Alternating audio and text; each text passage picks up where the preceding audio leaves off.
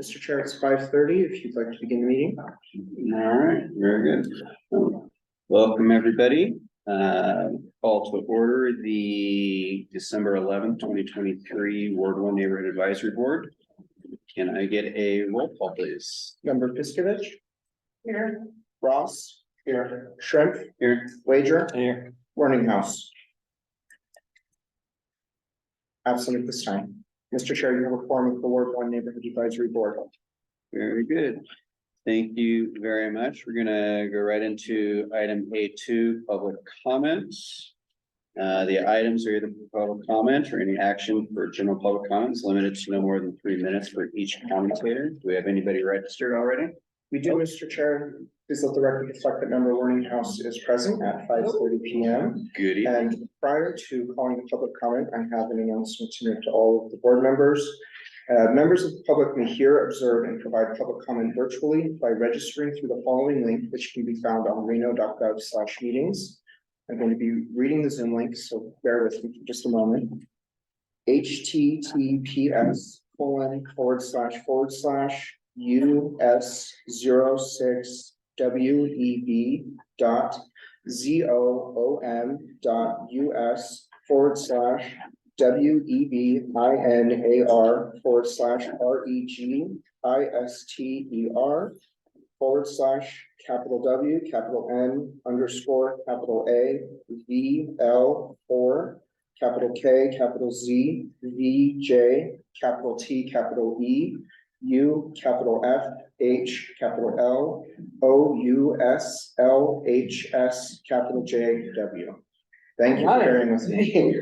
Nicely done. Thank you. And with that, Mr. Chair, we do have one person who's registered for public comment in person. I'd like to call Bridget Harmon. Bridget, please start by stating your full name. You'll have 3 minutes. And try to speak up because the speaker's over here. Yeah, actually, if we can, You don't understand over there? Yeah. you can stand or sit in the chair, but that way we can see on Zoom and they can hear you on the mic. Okay, hi, good evening. Thank you for letting me say what I need to say. My name's Bridget Harmon. My family and I, we live on the corner of Hunter Lake and Mayberry. My 7-year-old goes to school at Hunter Lake, and next year my 5-year-old will be going to school there. The intersection of Hunter Lake and Mayberry is incredibly dangerous, and about 3 weeks ago, myself and my 2 boys were hit by a car in the intersection. Thankfully, nobody was injured, but we've had multiple close calls, and this one actually was very, very scary. So I'm here tonight to talk about getting, specifically as you're traveling north down Hunter Lake, you're stopped at the intersection and you're turning left onto Mayberry, you're turning west onto Mayberry towards the Raleys. I'm here to ask or see what we can do about getting maybe like a red turn arrow to allow pedestrians access to cross the street without any oncoming traffic. And that's pretty much it. Yeah, I'll just comment, that is about 7-8 years ago, RTC did a project there and didn't go where they wanted it to go. They wanted a roundabout and Yeah. it didn't progress. So we have what we have, but reduction of delay, which is why it's a free right turn, and safety are incompatible goals. And so you're asking for the safety piece, whereas the signal is prioritizing, delay and alleviation of delay. And so it sounds like it would be a operational issue and not a design issue, because it's how they program the signal. But Okay. they may need to put a can in with a green turn, so it may be a signal replacement. But we will follow up in our office. Did you have a crash report that you got from the Reno Police Department and all that? So the police were brought to the accident. Okay, I wasn't given a report, but I was given like the insurance information. The police talked to the. okay, an incident report or anything. If you have anything, let us know. I'll give you my card. Is that it? Well, can you take it off? Here's my, just Okay. photocopy it and Okay. email it to me. Okay, And we will follow up. okay, thank you. You're welcome. That's, Huh? I go down 3 days a week. Yeah, they're incompatible goals, and we prioritize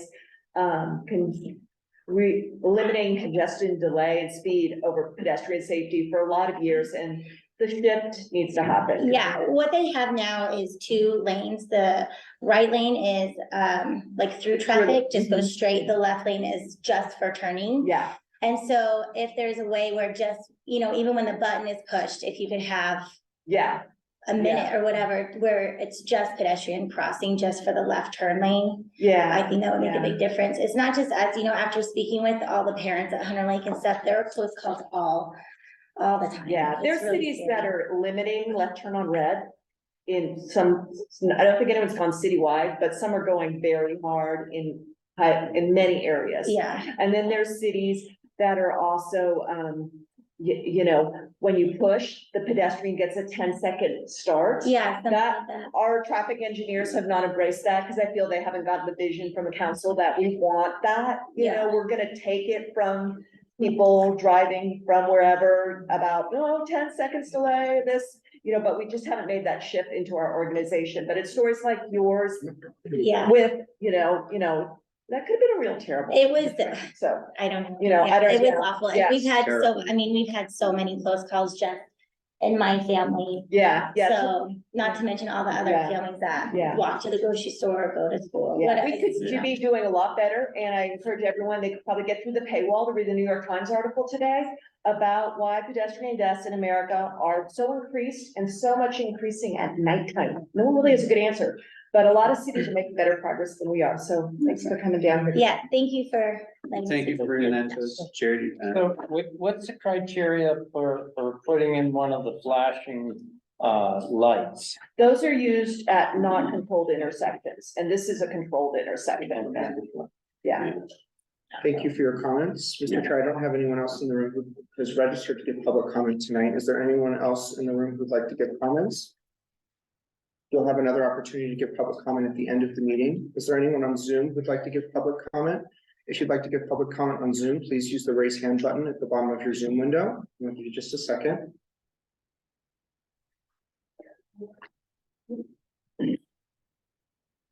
Mr. Chair, we have no further public comment. All right, well, very good. Thank you very much. And are there any changes to the agenda that we know of? Mr. Chair, there are no changes to the agenda. Okay, can I get a motion to approve the agenda, please? Motion to approve. Second. All in favor? Aye. Aye. Opposed? Motion passes unanimously.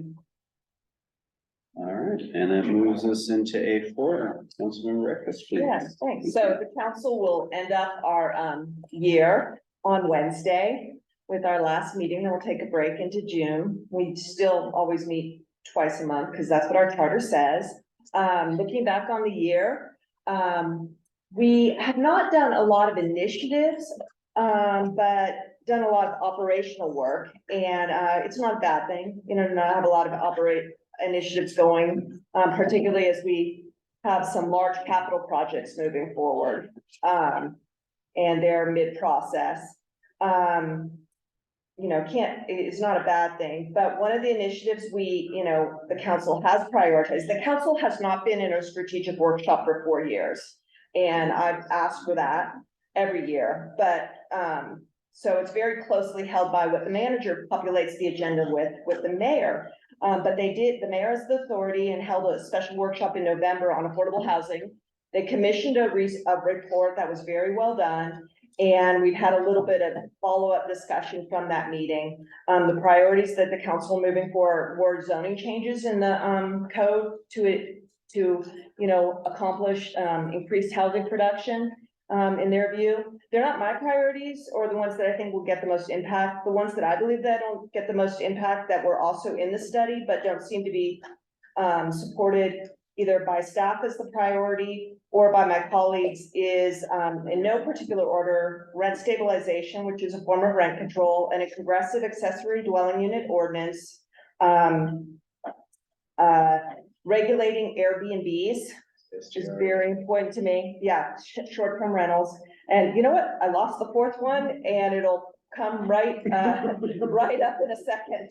But those are the ones that are, and yeah, neighborhood planning, something I've been calling for 10 years. And the city of Reno had a history of doing really good neighborhood planning, and all of those are in the report. They're my priorities, but I think the staff is gonna, bring forward some zoning changes. We're gonna talk about that tomorrow, but, Wednesday. But we may also be taking the most consequential vote of the year on Wednesday, which is the standing up of stormwater utility. Yeah, with an accelerated, never expires, escalating fee.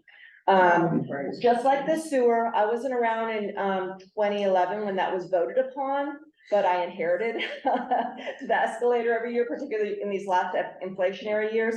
And I am not a person who's comfortable with accelerating, no, check-ins, calibrate to your CIP utility charges. That's not how Tumwa does it. They're very well run. They do a CIP every year and then come to the board and tell them what they need in 5-year increments. City of Reno just keeps these floating and they're ready to do it on the stormwater utility. So I had a little discomfort on that, but we were ready to adopt it a year ago and the manager pulled it with some of the feedback he received. And I haven't completed my final review, but it does appear that the review is very much beneficial to large property owners to the disadvantage of single family. I still don't have a handle on how people who live in multifamily will be. And of course, they're hands off from utility charges in most circumstances, particularly, larger ones. But, actually, I've heard some people in large apartment complexes actually have a line item for utilities on their bills. But it seems like the lobbying efforts of the big commercial property owner interests won the day. And I'm not sure if it's gonna be as satisfactory to me as where I felt it needed to go in combination with the escalator. So that's gonna be a very consequential vote. But a lot of the votes the council's been taking, or a lot of the attention, have been more or less follow up to deals. We had the Jacobs review about a month ago, because they're supposed to do a yearly review after they have their development agreement. And we're also gonna take a consequential vote on another deal, if you will, or single purpose legislation, possibly to put the city's faith in lending behind the nation's second largest home builder, which is Toll Brothers, who has bought the entitlement out in Verdi on the south side of the freeway. About 1,500 units or so on, and they are asking for the city to back them in $26 million bond for infrastructure so that they can get favorable access to the mortgage to municipal bond market, which is tax exempt. So it is a favor to them, and the guise of it, why it's been populated on our agenda and supported by our manager and others on the council, is that, they'll build something. I'm not certain it's the right product that we need. I'm not sure it's the right product that's gonna give us the housing that we need, because a lot of the evidence been shown that that's where we need it, this more urban, denser product is what more people are struggling to afford. But also, if these bonds are 30 years out, then they come in on the mortgage payments, they come in on the HOA payments, and then they come in on special assessments of people who buy out there. And without a trigger over to Toll Brothers, when they clear their profit in selling a house and clearing out the assessment, I think it's just terrible, terrible public policy. I don't see why a city would want to have another lien on their resident citizens who are gonna have big charges anyway. So it's pretty crazy that this is suffices for one of our initiatives, if you will. And I think people would make argument that's in advancing housing because it's helping this home builder bring product to market and it's what they've asked for. But I'm not sure it's the fine grain sort of thing. So real consequential votes, Wednesday, then we clear out for the year. And on constituent stuff, Tyler and I have been pretty quiet, actually, with the exception that the parking is just really, it just seems to be the problem area, and I think it's in other wards. And it's not inconsistent with, I think other cities are really dealing with how to deal with abandoned vehicles. And then there's also people living in vehicles, so it broaches into the homeless area. But, it just feels like a very broken aspect that no one at the city, has stood up a solution for. And so consequently, we spend a lot of time building those requests. Some of our hot areas for those are, Oregon has that White Fir, but also Yori, Brinkby, and Kitski. Surprised over on Kitski. But anyway, those are some of our issues. We'll talk about White Fir in a bit. And but the forecast, I think the 10-day forecast is not for any precipitation, but last year, this time, once the new year hit, our office, pretty much, the focus of all staff, it was big. And so I think everyone's well mobilized. I saw that the city crew, they've been doing a good job on the leaf pickups, I've noticed, and they've also done some kind of brining, just to make sure the brine trucks are working. But if we go into a pattern like we went last year, the constituent work and everything's gonna be all on that, flood and snow removal. And the high elevation stuff is really a challenge. The city in the I think in the last couple years, even in some of the other wards, has even brought on some higher elevation stuff. So it's hard to get the snow plows out to those neighbors' hoods too. We're not in as tough trouble as that, but we still have it. We had some of it up off of, there's 2 new subdivisions in Collin, and then, we got a little bit over by Gibraltar last year. There's some folks just cannot get out. And so, Get stuck, yeah. yeah, so just if anyone's looking, there are snow plowing routes and all, so, Yeah. By schools. yeah. Yeah, Those are the priority ones, Yeah. yeah. I remember finding that last year. Oh, that. When's my street gonna get plowed? Yeah, Doesn't get. yeah. List. I mean, I've told some people. But it makes sense. Yeah, The way I've they do it. Yeah, I mean, I've told some people with 2-wheel drive sedans, because I live over, Arlington's gonna get plowed. You need to get out, you have 2-wheel drive, you drive a sedan, park your car on Arlington. Yeah. And, you can walk. Yeah. There are trips. Okay, that's all I have. All right. Well, thank you very much. The stormwater thing, they're gonna just increase it every single year for eternity. Yeah, the language on the ordinance is very much like the waste management contract. And the council salary, that's a whole nother issue, was set before I got on, but it ties to, and the sewer, the Western, states consumer price index. Everyone always talks about the CPI, but it's actually one called the Western states, which some people think is more aggressive inflation because What's it called? California, you get it's weighted higher because of the cost of living. Yeah, I think you do. Yeah, it's the Western states, Yeah, no, I saw that. yeah, Western Well, states. I think you brought up a good point, the overriding concept being that instead of a needs review, let's just increase it. Yeah, I mean, the model of Tumwa is just really, really good, how they have confidence in Tumwa and how they set rates. Really, really, everyone should. This sounds crazy. So are they still giving the 30% discount, the larger ones for maintaining the facilities they're already required to put in? I haven't gotten there, but they're allowing the larger ones to phase in over 3 years, whereas everyone else starts their clock now. And that was lobbied heavily by the the commercial Yeah. interests. So commercial guys get 3 years. One of the things that I got halfway through it, all the resi is flat rate.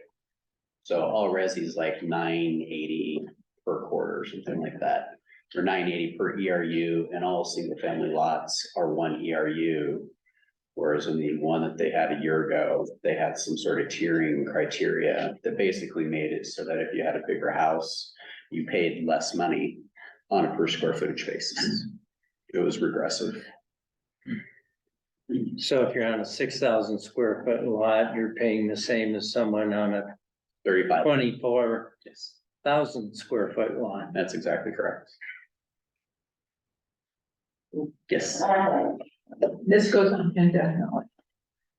It is setting up, I mean, in theory, and I supported the concept and really believed in it for fairness of rate equity, because the alternative is so much money is being bleed out of the sewer rates, really for new construction and development.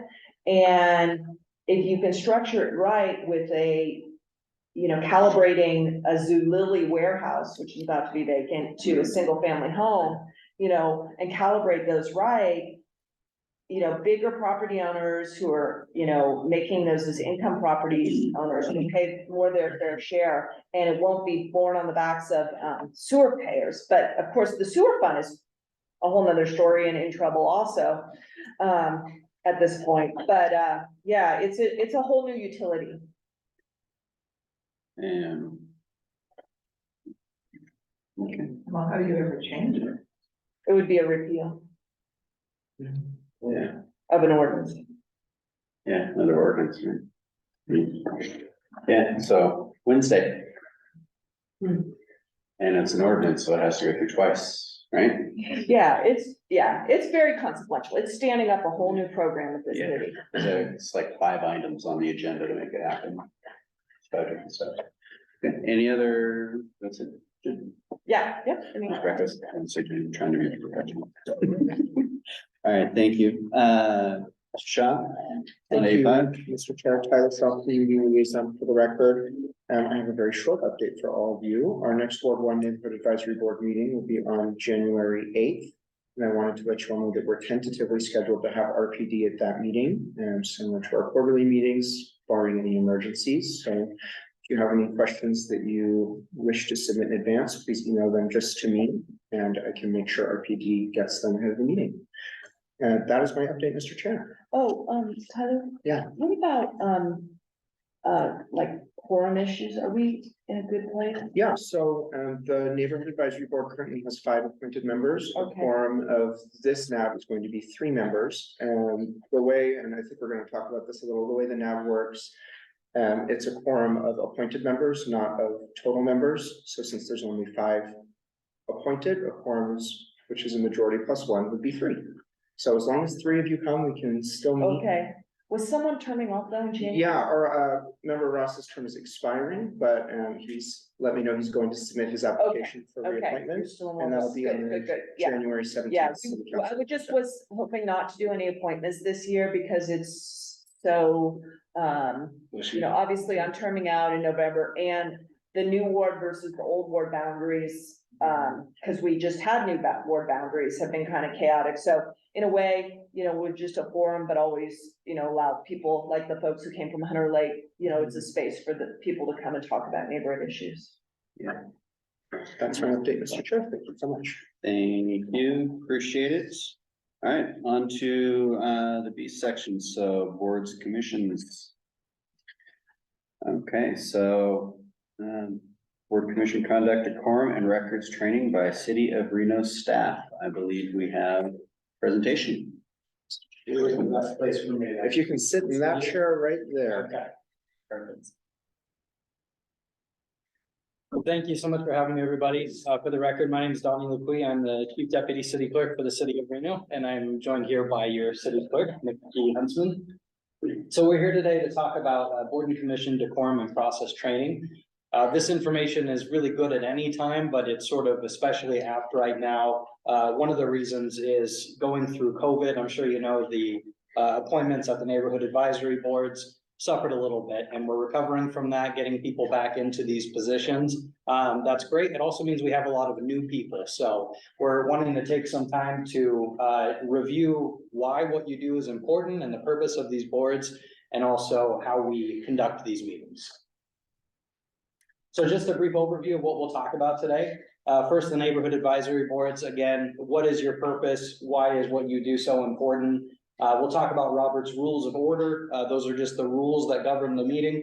And open meeting law is the statutory rules that we follow with any open meeting, including these ones, and a few other important provisions. So first, we'll talk about neighborhood advisory boards, establishment, purpose, and public function. So we currently have 5 neighborhood advisory boards. Of course, that's 1 for each ward, which means that soon we will have 6 with the adoption of the 6th ward. The rules of the establishment, excuse me, of these boards are governed by resolution 8342. So this lays out things like how many people are on the board, how they're appointed, what terms do they serve, things like that. We are governed by NRS 241. This covers open meeting law, and I'll talk a little bit more about this later, but the ultimate intent of open meeting law is to make sure that these public meetings are a public and informative process for the people. I'll talk about Robert's Rules of Order a little bit more too, but again, these are the rules of how we conduct these meetings.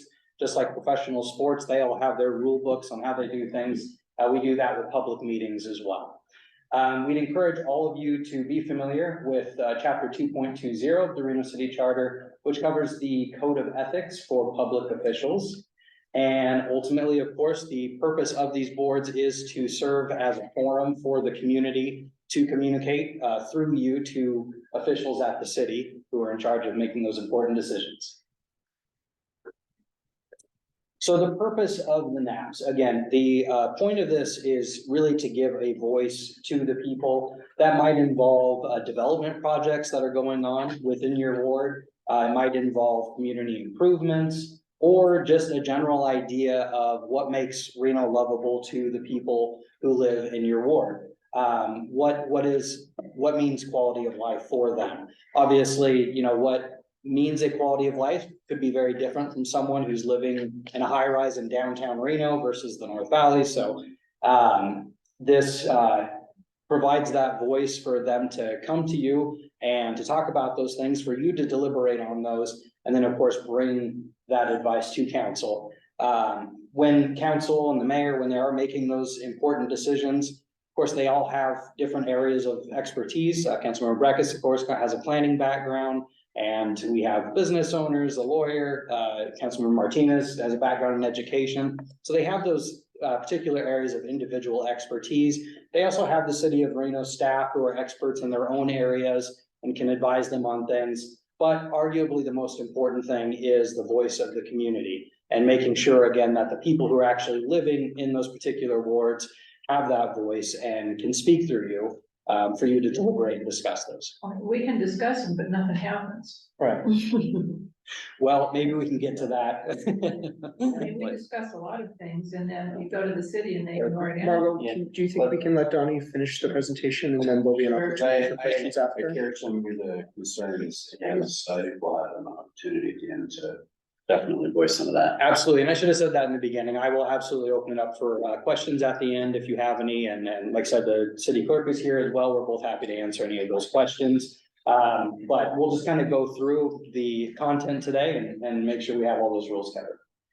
So that's a general overview of the purpose of the NABs. And then we'll talk a little bit about the rules of order, the basic reminder of parliamentary procedure with these meetings.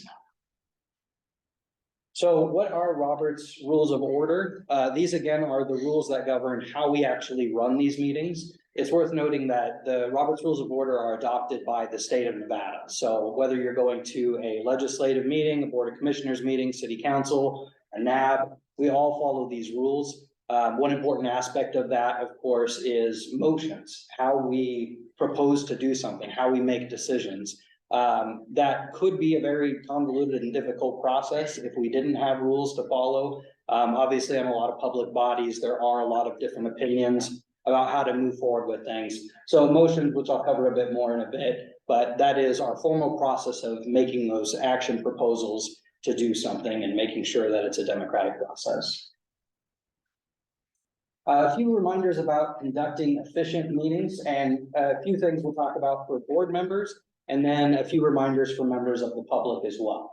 So for board members, the first thing is we ask that you identify yourself before speaking, especially when you're making motions or comments or anything like that. That helps us know who's talking. And one point I'll just interject about that is our office is responsible for making sure there's an accurate record of public meetings. And this is one thing that really helps there, especially with the minute takers.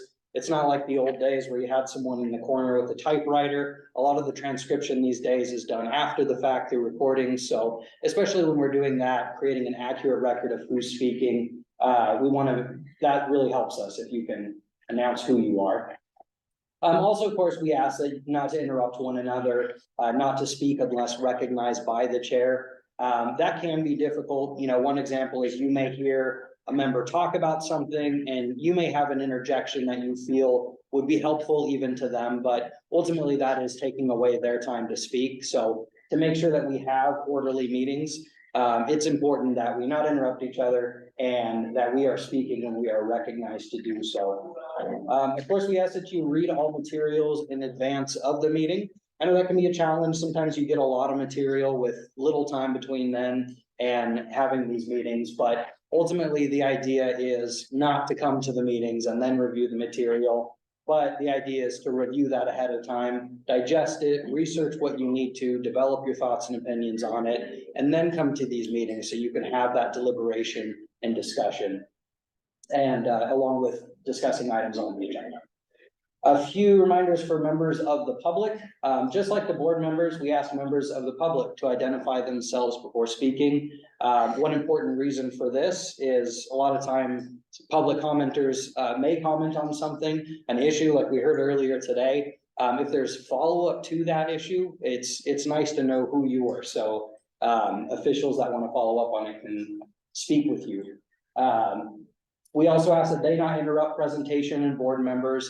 Just like the board members have their time, the public also has their designated time for public comment on each agenda. So we respect that same idea of people speaking when they have the floor. Comments may be given on additional items at the discretion of the chair. So this is outside of the two designated opportunities for public comment at the beginning and the end. It is at the discretion of the chair to allow those additional periods for other items on the agenda if you desire.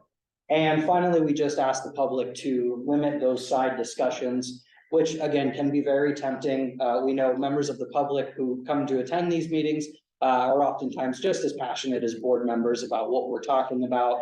And it's easy to engage in those side conversations, but not only can that be very distracting for people in the audience and the board members, but ultimately, if people have thoughts on what is being talked about and what's being said, we want to hear those during the public comment period so that they can be clearly heard. So we ask that those discussions be safe for that period of time.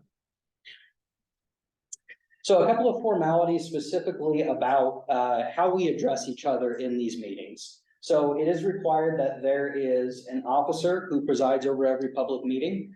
In this case, it would be the chair. And they would be referred to as Mr. and Madam Chair, whichever they prefer. And if somebody is presiding over the meeting in their capacity, they would be referred to as the chairperson. And other members on this board, it would be appropriate to use titles like Member Smith or Member Roberts, etc.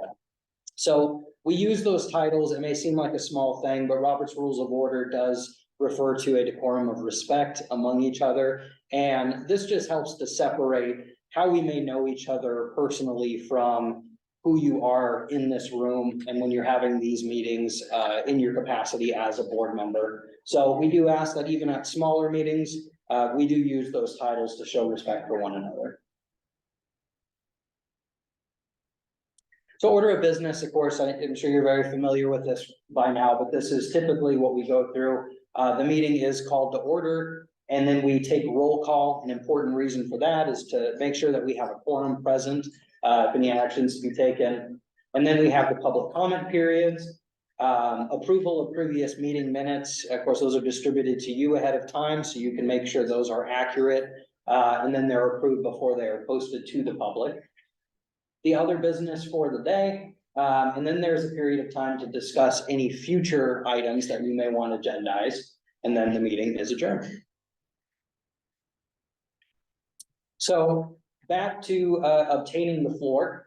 So this is sort of like the talking stick principle. If you've ever done that activity where you can only talk if you're holding the stick, it's kind of like that, except we don't use an actual stick.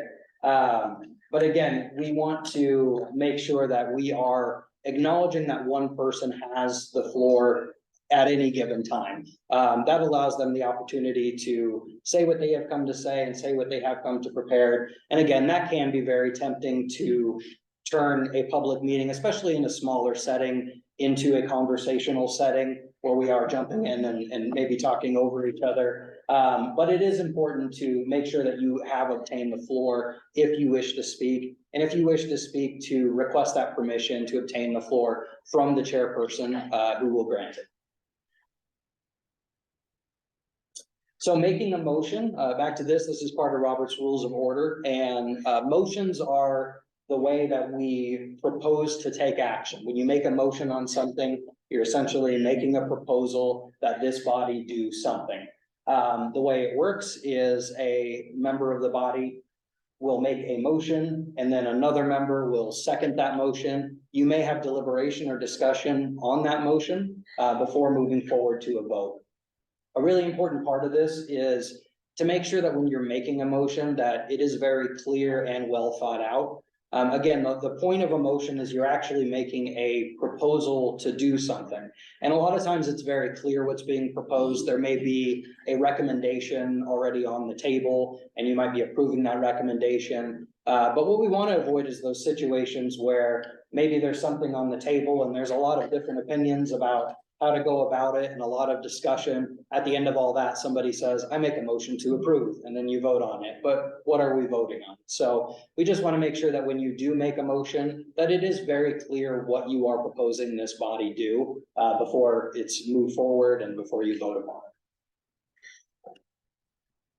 Okay, so we'll talk a little bit about open meeting law, the rules for keeping the public informed and involved.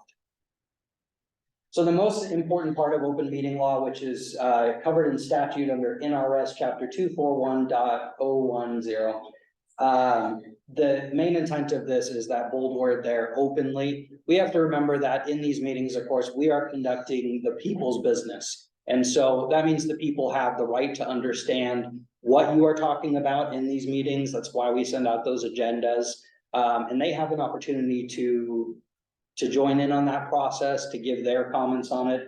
But the entire point of that NRS and that statute is to make sure that we are conducting these meetings in an open process. Because this is the people's business, we are informing them and involving them in that process. So one of the main ways we do that is by publishing agendas prior to the meeting.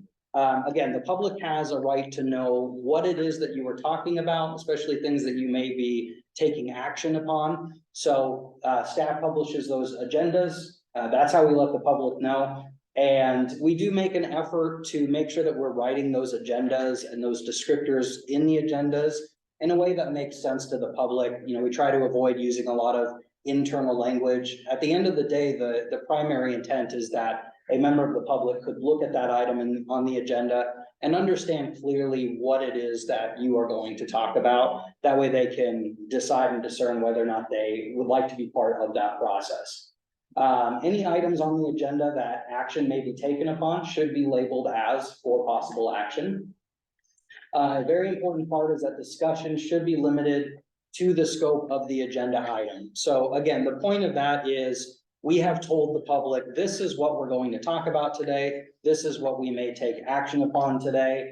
And this is very easy to get sidetracked on too, because sometimes you might be talking about one subject and you think, oh, that reminds me of another thing that's going on. And all of a sudden you're talking about this other thing, which may be relative, but the problem is you haven't let the public know that we're talking about that other thing. So you may have seen at certain meetings, if they have a legal counsel present, sometimes the city attorney, for example, may step in and say, we are getting a little bit off topic here. We need to stick to discussing the agenda item.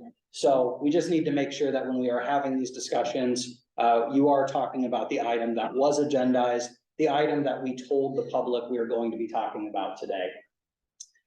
There is an agenda item called identification of NAB member items for future agendas of the NAB. It's item D on your agenda today. So this is where it would be appropriate if you are in a meeting and you do identify a subject that you would like to be agendized. That's where you would want to bring it up. And then it could be possibly agendized at a later meeting. But again, that's gonna give us an opportunity to publish that agenda and let the public know that we want to talk about that.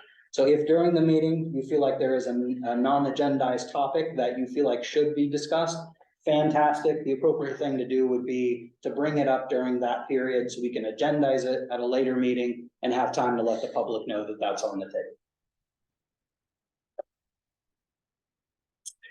So quorum, I heard you talk a little bit about this at the start of the meeting, but in order to take any formal action, a quorum must be present, a majority of the members. Right now you have 5 appointed members, so quorum would be 3 people.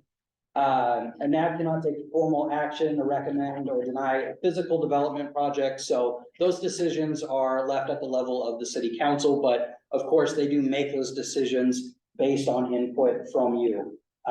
So the quorum is important because when you have a quorum of members that are together and you are discussing business in your capacity as a board member, that is something we need to let the public know about. So we need to be careful about not forming a quorum, discussing business outside of a setting that has been publicly noticed.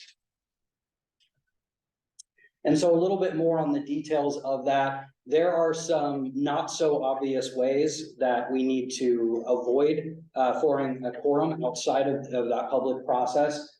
One of those ways is through serial communication, and this refers to electronic communication, text or email. So just keep in mind, you have 5 members again. If one of you were to send out a text message to 2 others and you start talking about business in your capacity as board members, you would have then violated open meeting law by forming a quorum and talking about business outside of a setting that has been noticed. Another easy way to do that is through email. Someone may email all of the board members and you hit reply all, and all of a sudden you are communicating with a quorum of members about business in your capacity as a board member. So just keep in mind, just because it's not in person, there is still that possibility of violating open meeting law through electronic communication.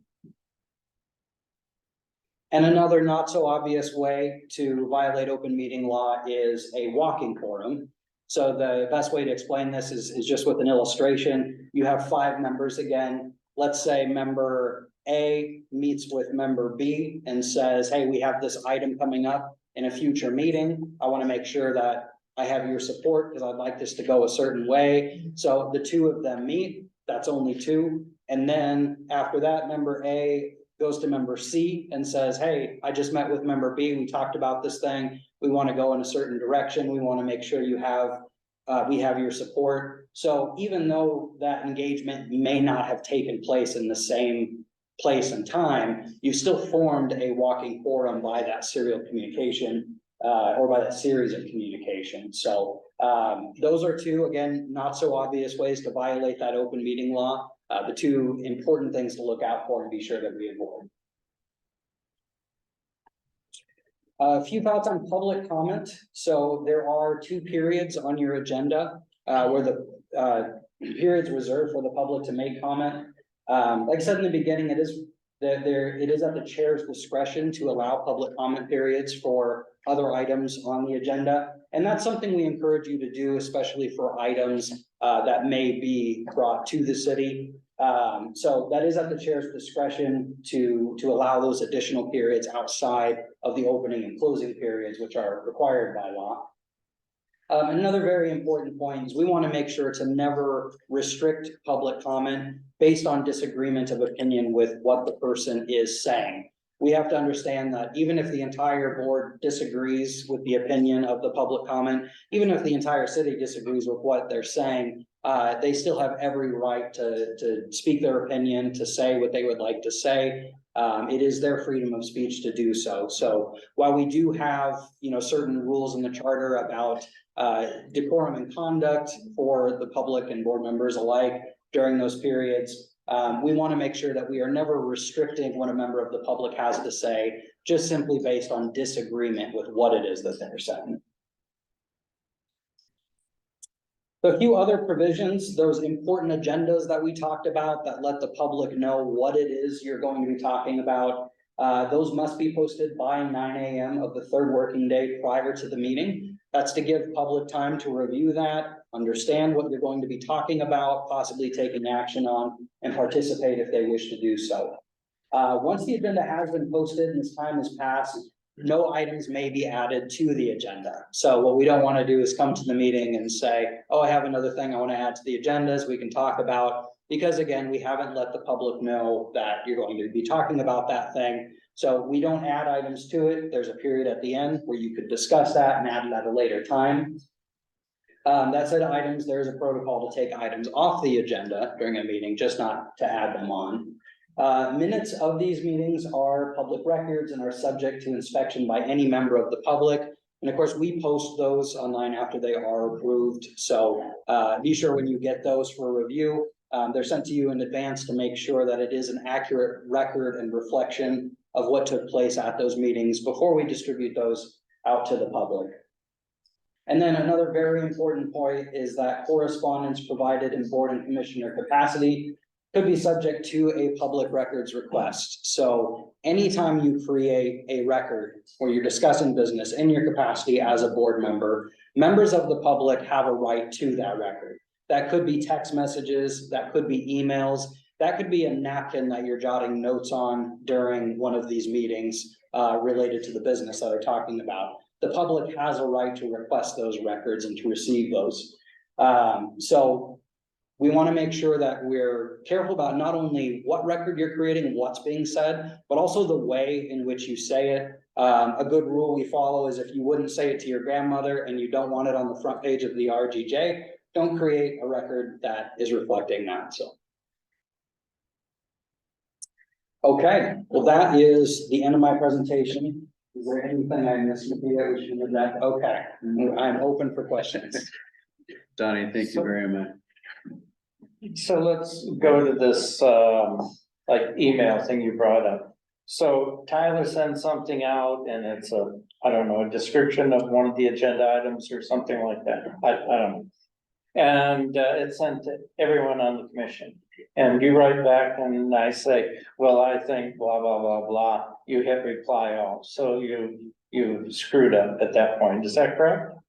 Yeah, it's a possibility. So we do make, your staff should be making an effort when they send out communications. We try to send things out individually to avoid that very thing. But yes, if you're creating an electronic communication that involves all the members or a quorum of the members, and you're discussing business, you're at risk of violating that open meeting law. I have another question. No, please. Okay, so we meet Monday evening. So items could be added to the agenda before 9 o'clock on the Wednesday previous. Is that correct? As long as there's no holidays that affect the posting period, the agenda has to be posted by 9 AM Wednesday morning. Okay. Yeah, there's, I work with Councilmember Breckus to set the agenda a little bit in advance, because once we create the agenda, it's reviewed by our legal team, so it's harder to change it the closer we get to the date, and then by 9 AM, it absolutely cannot be changed. What is the correct procedure for a commission member wanting to add to the agenda within the time period allowed? So I think it's something Donnie discussed, would be during the future agenda items, the meeting before, you can bring it up. If it's something that has come up since the last meeting, you're welcome to email me directly and no one else, and I'll work with Councilmember Breckus and see if it's something that she'd like to put on the agenda for the next meeting, as long as we're still in the open meeting law timeframe of getting it added. Okay. I had a question about privacy for members. It occurred to me, or I discovered that a fair amount of information about all of the members of the board is available. You know, our addresses, our phone numbers, our, you know, this, that, and the other. Is that required if you're on, I'm on the Parks Commission, I'm on this, and you know, like, is all of that required to be out there? I understand my name and all of that, but how much other information has to be available to the public? Yeah, you know, I'm not sure of all the specifics or what specific information, but, you know, ultimately, we want to make sure that it is a public process. So anything identifying who is serving in these capacities would certainly be available. To my knowledge, in terms of, you know, like your address, is that one of your main concerns? You know, things like that. I'm sorry, do we redact those on? No. Okay. So Vicky Huntsman, city clerk for the record. So specifically, the NRS outlines what is considered personal identifying information and what is protected by law and what isn't. Those are very few items, honestly, like your driver's license number, your social security number. There's like 5 or 10 items that are on that list. And so the city, when we release information, we do make sure that we're abiding by NRS and what is considered personal identifying. Phone numbers, email addresses, birth dates, that type of stuff generally is not protected by law unless we don't redact it. But there has been discussion in recent years about how much information is put on the rosters. We can't protect the applications that go out to the council members, so those are the ones that appear on the council agenda. We can't protect those or redact those. But once it gets to the roster stage, there is some consideration to remove some of that personal information so that it's not out there as readily accessible as it has been in the past.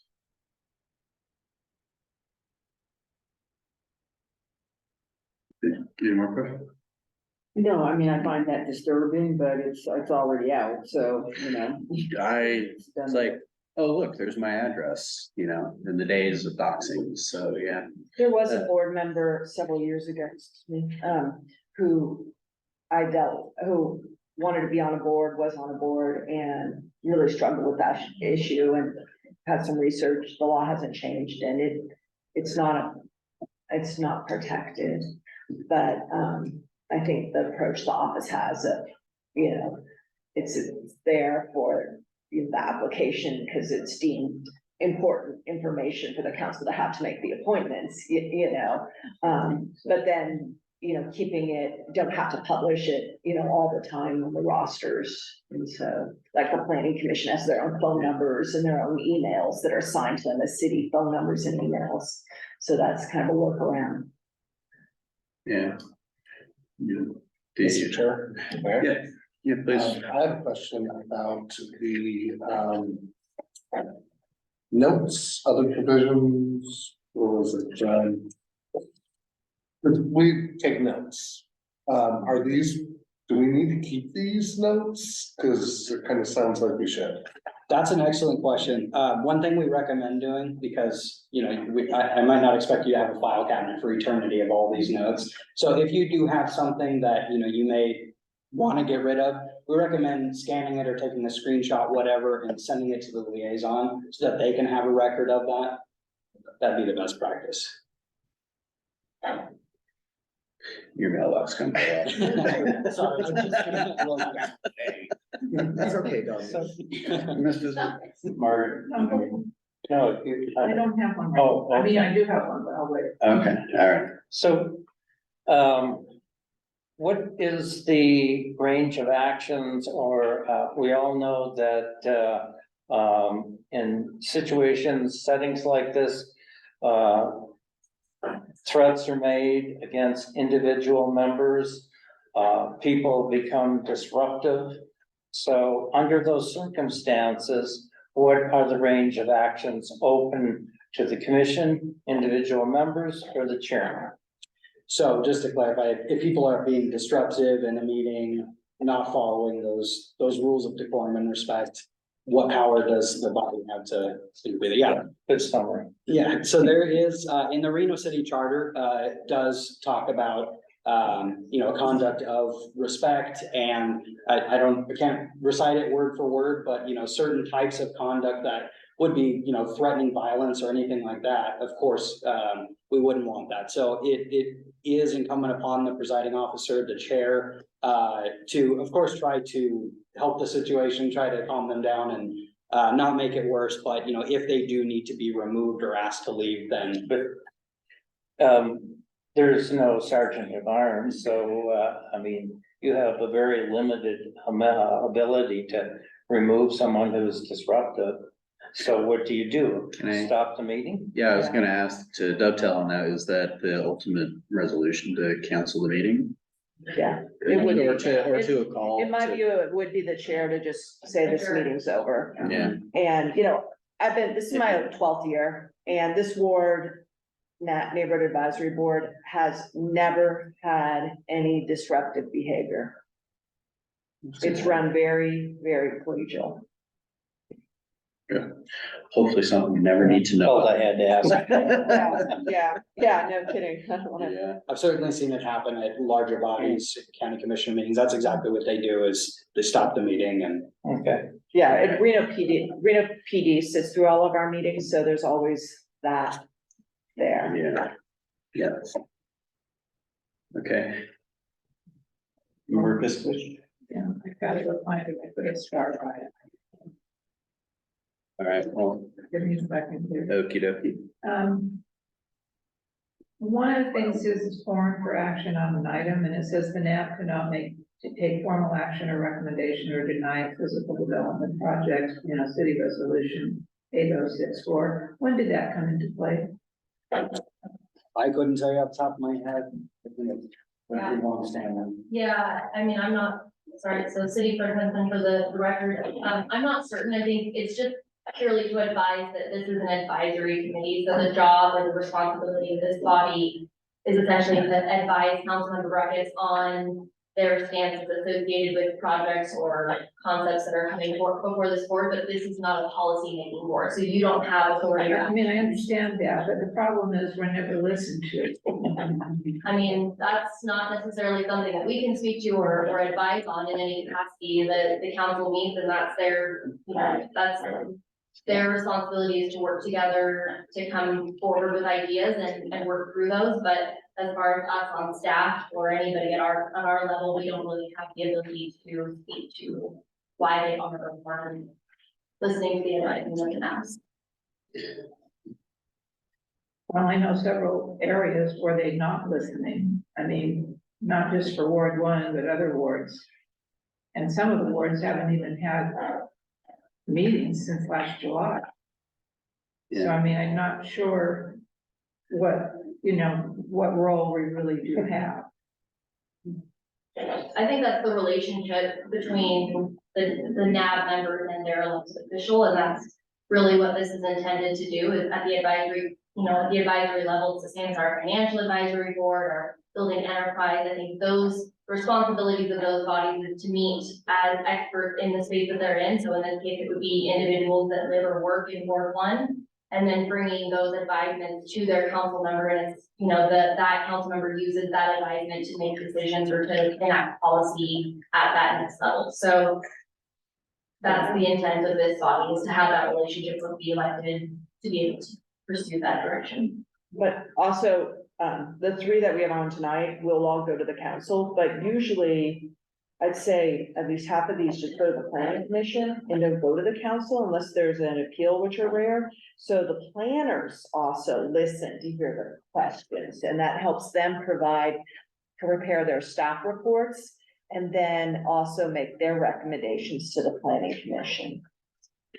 Or their, the administrator, when the administrator takes their, they have a lot of authority for development too. That's how it's set up Well, I too. know, for example, we had the one gentleman that came in that was a veteran and couldn't pay some. Yeah, bill and yeah. everything, and then I got the card in the mail. So apparently, I don't know whatever happened to it either. Whatever happened to his situation, to me, that was like a no-brainer, but on the other hand, a lot of people, well, it's, if it's form over substance, be very careful. Yeah, you can sign up to get the planning commission agendas, and then every meeting, read those minutes if something's of interest to you, or the clerk for the planning commission sends out the notices of the house too. You can get on that. I didn't know that. Yeah, Heather can show you how to get on that. Yeah. So related to that, is there an advisory board to the planning commission? No, they are not. The planning commission has final authority under a number of things, but then they in turn are advisory to the council on things. And so, and then they sit like judges. And so for them, judges don't go off and have coffee with, a defendant or a prosecutor. So they have really specific rules on how they operate. But But many of the things you said, Yeah. cover one house, Yeah, you're right. yeah. Many of the things they decide never come to council. That's So- right, so- yeah. So I think, you know, what we have commented on before, and we've discussed are, you know, when we are, not so pleased with something that's proposed in the neighborhood and we then say something about it and know what, nothing ever happens. It sounds like many of those never even, maybe it makes it to your ear, but then you, as a council member, are never actually seeing that come forward from the planning commission. It's just kind of bypassing this all, going to planning, stuff is happening. And that's why I think we feel so impotent, is because our opinions aren't counted. I would say, anecdotally, my experience is probably 50-50 in that. If you remember the equipment yard that was going on in West Fourth Street. Although it was a body, we don't say up or down or whatever on something, on at least that one and one of the others. I did submit comment to it.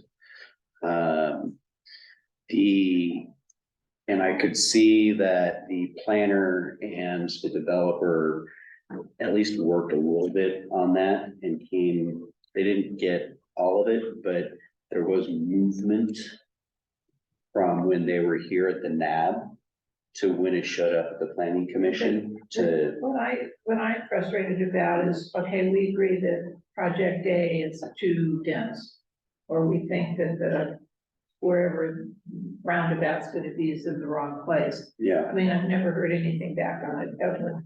Well, a staff planner, advises the planning commission, because they prepare before recommended denial or approval, and that carries a lot of weight. The planning commission and the council don't usually deviate from that. Sometimes they do though, and then staff's job is to make sure they have a legally defensible decision that they make. But anyone here can call up the staff planner after this comes here and say, I want to have a meeting with you. I'd like to look through the file and I'd like to give you some comments that I want addressed in your report.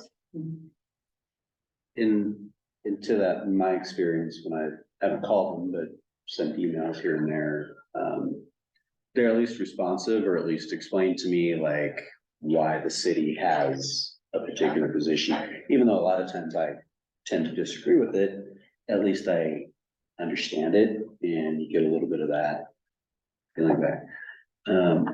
One of the questions that I had, and this is a perfect example of it, is there's a lot of value in kind of an informal communication feeling here at the NAB. It's good for communication amongst the members, the people who live and work in this community, but also people in the public. Here, there's specific opportunity to give feedback straight to Councilmember Breakfast. But a couple of meetings ago, there was a great opportunity for a member of the public to talk directly to a developer and at least kind of use that forum to kind of bring these people a little bit closer to some sort of solution, whatever that is, but at least facilitate that, if not make it happen.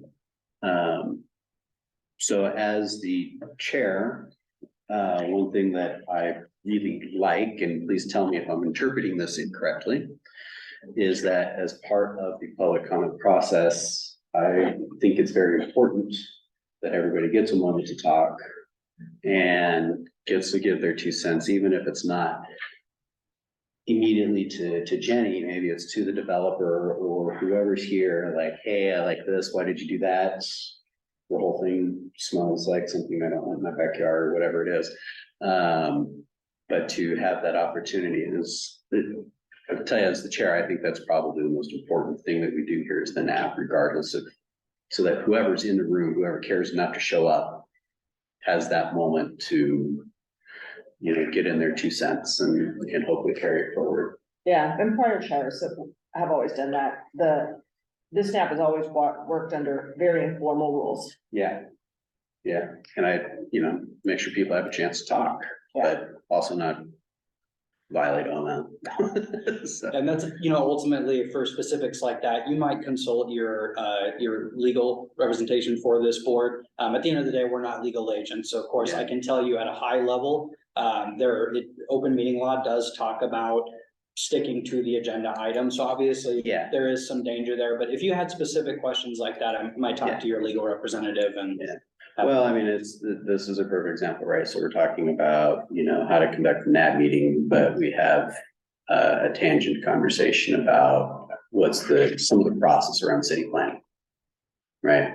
The other thing is, item C, section C, board commissions and reports. We're gonna use that today. Because I attended a meeting and I want everybody else to know about it.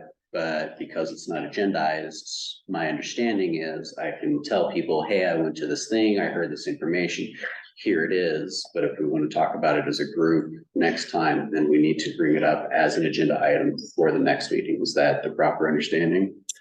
If it's an item outside of the agenda item, yes. It's definitely outside of the agenda today and. Right. Okay. And again, I would bring that to your legal representative. I think it's a great question for them, and I'm sure they could provide clarification on it, but. Okay. Do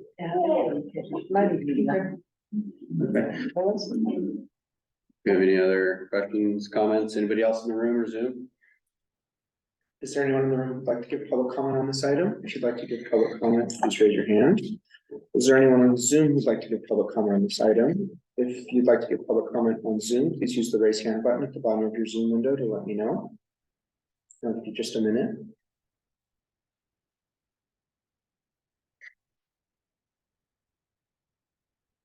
Mr. Chair, we have no one for public comment on this item. Very good. Donnie, thank you so much for being here and for the information. Appreciate it. Thank you for having me. Thanks so much for these important roles you fill. If you do have any questions down the road too, please, feel free to reach out to myself or Clerk Huntsman. Sure, either of us are happy to meet with you. Thank you. Thank you. What's your name again? Donnie LaQuee, last name is LAQUE. Second name, please. What was it, Donald's, It's, yeah, and your last name, please? it's LAQUE. Yeah, thank you so much. Thank you. All right, I think that takes us to B2, discussion on parking issues in the White Fur area, discussion item only. Yeah, I'll be quick, because I know we have three other items. We've been getting a fair amount of reach out from folks about the White Fur area. Well, we could have run down there and I did this weekend. It's, an isolated area, because you have the Akron Railroad crossing past the new roundabout, and Patagonia has a large presence over there. I understand, someone reached out to me that one of the cabinet businesses going out of business, they're relocating somewhere that's right there off the park, on the river, that's a county park. And then, Patagonia is taking over another building over there. So it's large, kind of not super large industrial, some, small, there's some, storage.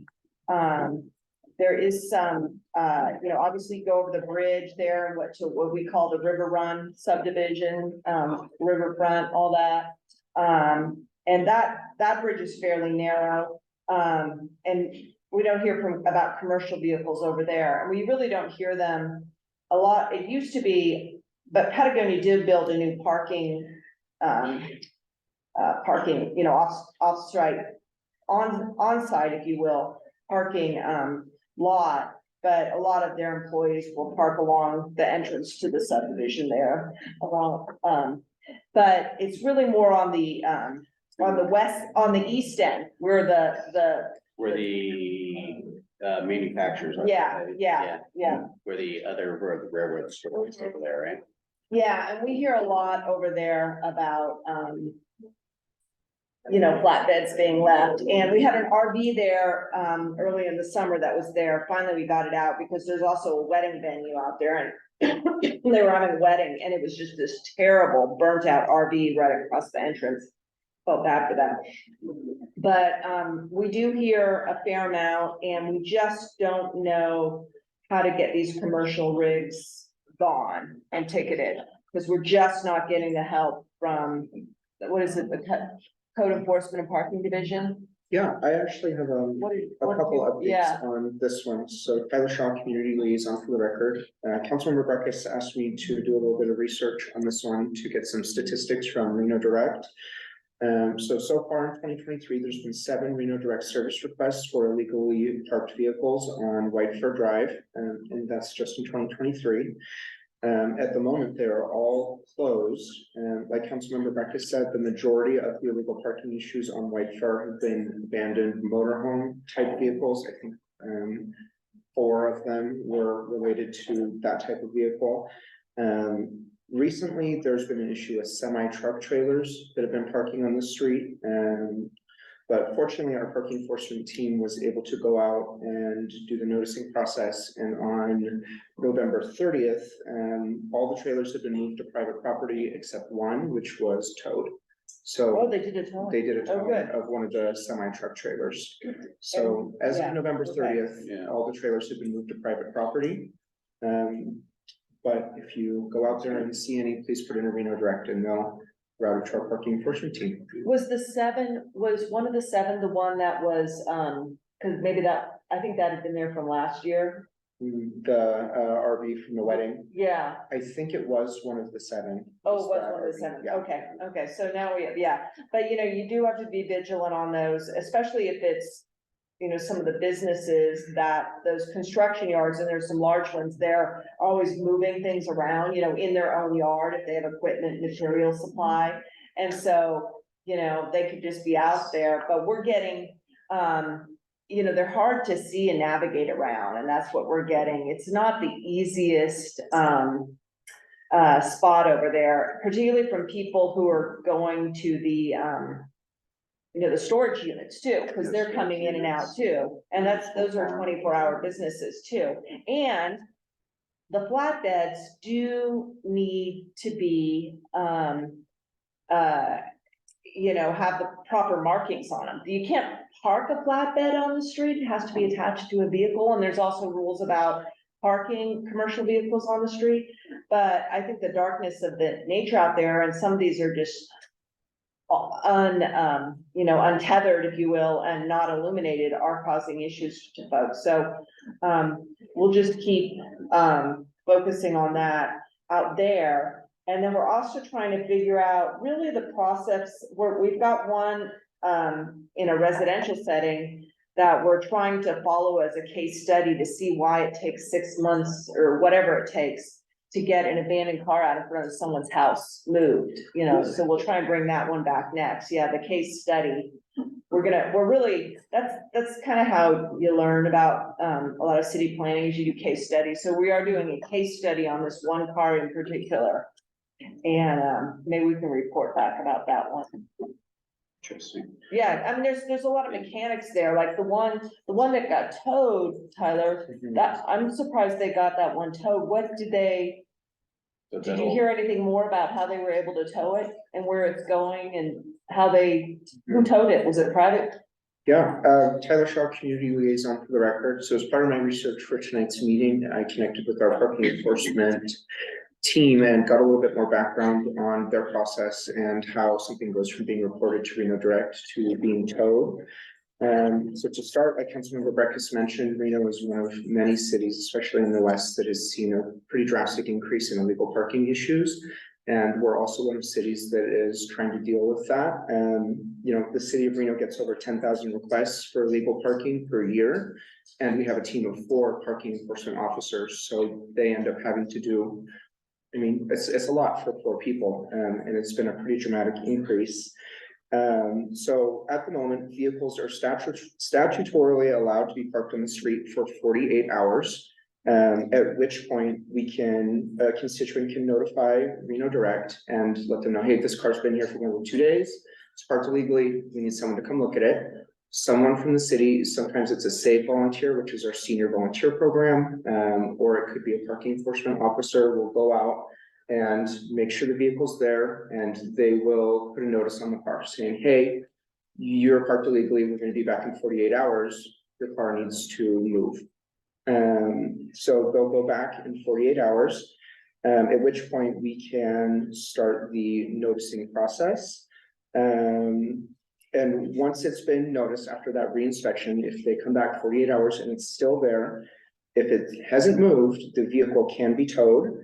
At which point we put it into one of the 13 tow companies that the city is contracted with, and that tow company has 96 hours to come pick up the car. If it moves, 5 feet forward, 5 feet backwards, moves at all, it restarts the process. And that's outlined by Nevada state law, so unfortunately, there's not much we can do with that from an ordinance perspective, but Does that affect neighborhoods as well? yeah, so that's a city ordinance, so that's all public roads in the city. For example, have a neighbor that has a boat, moves it 5 inches, and starts over. Yep. So I'm gonna play devil's advocate on that one a little bit. I have reported vehicles to Reno Direct, so take that there, but I mean, there's some that are clearly abandoned, they're a mess, tires are flat, whatever, that's another story, and I'm sure that the businesses out on White Fir have some reason why they're complaining about these. But Businesses. But there are a lot of areas where I live, Plumas, Midtown, so forth, where you have to park your car on the street. Okay, I was not allowed to put a parking pad on my property. There's no garage. I can't park on my property. I have to park in front on the street. So I pointed out, that, well, what if I'm out of town for a week or I walk to work? I don't drive to work. So my car may well sit on that street for a week or more and not move, which means that in theory, I'm in violation of this, as are, people who don't drive to work. So I see a problem with this. Well, my household has 2 cars that will spend the night on the street tonight, so I'm in the same situation. And, no one's gonna call. No one's gonna call, because everyone knows whose cars those are. And, even if someone else is parking across the street, we don't own those, everyone knows. So it really is the other scenarios. And this one we're following, I mean, the questions I have for Tyler is, can parking division tell us, once they get the call and the 48-hour return, what percentage of the time are they actually making it back in 48 hours to do that reinspection? That's, that's a metric, that's a simple dashboard finding. And then in that 48 hours, is that the only notice, or do they have to run the bin and try and get a hold of the property owner? Yeah, do they check to see if it's literally somebody who lives right there? Yeah, do they run the bin? What is it? Or you're saying at that point in 96 hours, the tow company will come. And what percentage of the time are these companies coming in 96 hours? Even, what's the median, right? Because I think it's 4 weeks, it could be. But then the other question I think that needs to be asked is, for example, the White Fir, a flatbed that got towed, what was the expense to the city on that? Was that $5,000 to the city, Does the city pay for that? I thought the cost was supposed to be recouped through the fees to the owner of it, and then sold at auction to recoup fees if they don't come and pay. Well, in theory, I understand at one time, it's like a recycled commodities market. There was, an ability and an incentive for the tow companies to scrap those. But I think that has been lost. So those are the kind of questions, Tyler, but we're starting, I'd really love to spend every month having this conversation, because it is very neighborhood specific. And I think, Tyler, and I started with some concerns we've heard and just take it a little bit deeper each time. And I don't want to discount yours, but I've never heard anyone who lives in the neighborhoods say, I got called and is out in front of my house and I was on vacation. No, I hear you. Yeah, And like I yeah. said, it's like devil's Yeah, advocate. It hasn't come up. Yeah, But I would, You've been sitting there for more than 48 hours. yeah, but I think there needs to be something like, we were hearing that they need to check, like, is that car owned by someone who lives on that lot? Yeah. Or something, may they Yeah. just be out of town? Well, You a lot of don't times it want would- people to be it hasn't come up, but you Yeah. don't want to give people the opportunity to just, Yeah. complain about that neighbor they don't like over Yeah. there because their car's out in front and I don't like them and I don't like that car and it's dirty and I'm gonna complain. Maybe that person is, just What if you have, away. like, and let's just, I'm just making this up, say you have a unit and you have 2 bedrooms, but you have 5 cars. See what I'm saying? Then Yeah, what happens? Yeah, you're entitled to park those 5 cars. They have to be registered. Cars have to be current Right, registered. but if you have 5 cars and you only have a place for 2. Yeah. Well, yeah, I mean, that's the purpose of the streets, is to store cars. And no one owns the spot out in front of their house, with a few exceptions. So I think, Tyler, you've had, some questions posed to you, and let's recycle this issue in January if we have the time Yeah. to keep going. I know it's very mundane, but it is very nuts and bolts to I neighborhood. can- Oh, no, it's important. I can Yeah. tell you Yeah. some of the white first stuff, the commercial has to do, it peaks around Birmingham. Well, yeah. It absolutely peaks at Birmingham because there's one company there that's really involved in that, and they will stage vehicles out on the street for weeks at a time before, they'll drop everything off. They'll sit there for weeks after, is a lot of them, but they disappear after 2 or 3 weeks. Then they're worked out like this, but anyway, thank you. Great, let's move on. Yeah. We else on that? Okay. Is there anyone on Zoom who'd like to give public comment on that item? If you'd like to give public comment on Zoom, please use the raise hand button at the bottom of your Zoom window.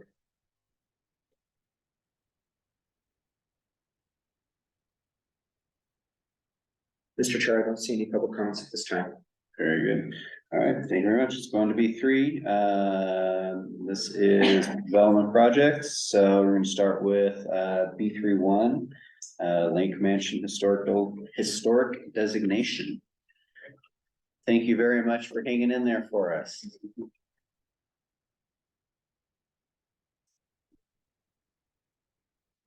Okay, I'm Melissa Hafey, Management Assistant with the City of Reno Arts and Culture Department.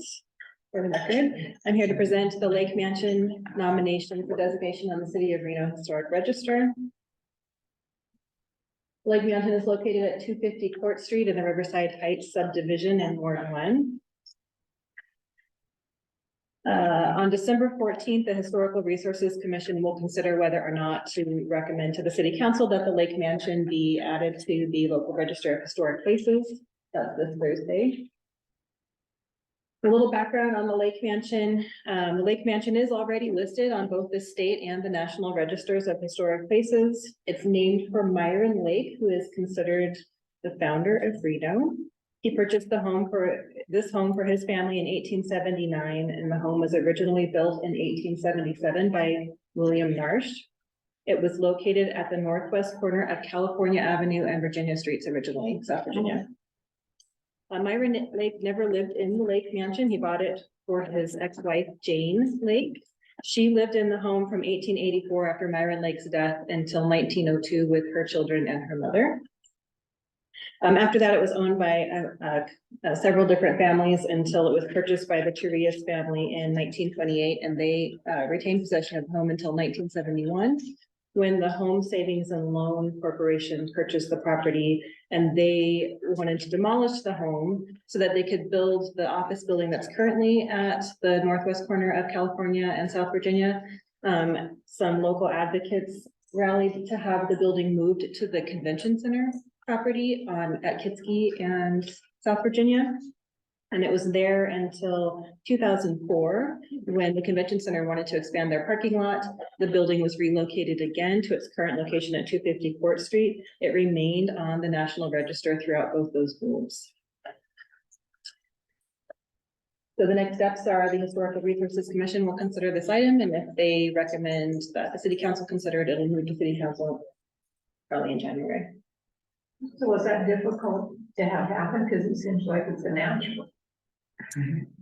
So the thing with historic listings is that we have to have permission from the owners. In this case, the city actually owns the property under the Lake Mansion, and there's a different owner that owns the building. The VSA owns the building. So I think it just didn't occur to the two owners in this case to list the building because it's already on the state and national register. So what does one do then if they think this should be a historic building and somebody owns the land and somebody owns the building, then what happens? If you are aware of a building that you think should be on the register, you can reach out to me. I can, what I would do is see if it's eligible, determine if it is eligible to be listed on the local register, and I can reach out to owners, or if you know someone who owns a building, you can advocate to them that they reach out to me, and I would work with them to Who does complete an own this? application. I mean, who owns the building then? The city of Reno? And for this particular one, the VSA owns the building, the city owns the parcel. Okay, the VSA owns the building. Yeah. And who owns, the city owns the land? The property, because it had the home needed to be relocated, the city owned that parcel, so they basically said, you can move it here and we'll give you a lease. Well, does the city have any problem then saying, you know, we'll allow it to be listed? So the city has given permission for it to be listed. Now the city council is the final decision maker on whether or not it will be added to the local register. So then what's this hearing or what is this item on December 14th? So the procedure to designate a property on our local register is that it always goes to the Historical Resources Commission first, so that they can determine whether or not it meets our eligibility criteria for listing on the local register according to code.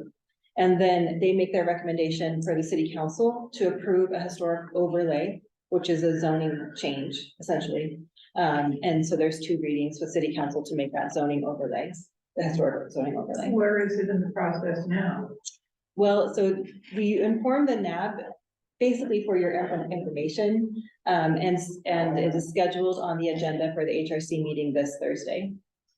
Okay, but so the commission itself, the Arts and Health School, or whatever they call it out. I'm in the art, yeah, historic preservation, lived and arts and culture. So I steward the process for properties to be nominated through the Arts and Culture Department as the staff liaison to the Historical Resources Commission. Has the commission voted on this? They haven't, they will on Thursday. Oh, I see. Okay, so that's, But the owner permission has already occurred.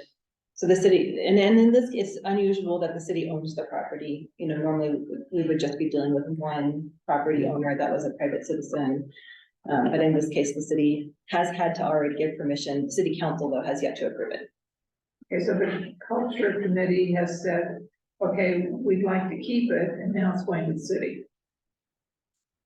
The VSA has said that they would like to have it designated as a local resource, yeah. And where are these hearings? Where are they? Yeah, where do they take place? The Historical Resources Commission also meets in this room on Thursday at 4 p.m. It goes to the planning commission too. It does not. Or did we take I that? think that was taken out. It During used the to go to time. planning commission for the overlay, but it doesn't. I don't know how we could do that statutorily. Yes. Does this designation, if this all happens, mean that the house doesn't ever have to move again? No, I mean, it's unlikely. I think that it would move again. The city is unlikely to try to evict the home from the property of the house. But, you know, I mean, circumstances. Do you know could what the happen term that of we the can't land predict. lease is? Is it like 99-year lease, or do you know? what the You know, I term haven't, is? I had the lease in front of me. I don't remember. I don't recall if it expires, but essentially, yes, it's some sort of, you know, Very long-term, pretty stable lease agreement. yes. I'm just curious, who owns the home? The VSA owns the home, so they're a Okay, is that your nonprofit. special arts or something like that? Yeah, Mhm. yeah, they're Okay. nonprofit, yeah, the Yes. board and all that. Mr. Chair, Yes. what is the greater purpose to adding it to the Renos since it's already on the other 2? So being listed on both the state and the national register don't offer any protection for the home. Only the local register requires that there be some sort of review process, but ahead of any sort of alterations to the home. So in this case, the VSA owns the property and they're clearly committed to conserving the historic character of the building. But if in 50 years or, you know, sometime in the distant future, a different owner had the property, it will always have this historic overlay. So any future exterior alterations to the home would have to preserve the historic character of the homes as a public, historic resource, so we could all know the history of it. Does relocating the building count as an exterior modification? Yes, and so all of those processes, it was never on the local register previously, so it did not go to the Historic Resources Commission for any kind of review, but going forward, So this really helps tie the two together and make it a more stable home for the mansion. yes. It provides some protection yes, for this historic resource. Any more questions? Is there anyone in the room who'd like to give public comment on this item? Is there anyone on Zoom who'd like to give public comment on this item? If you'd like to give public comment via Zoom, please use the raise hand button at the bottom of your Zoom window.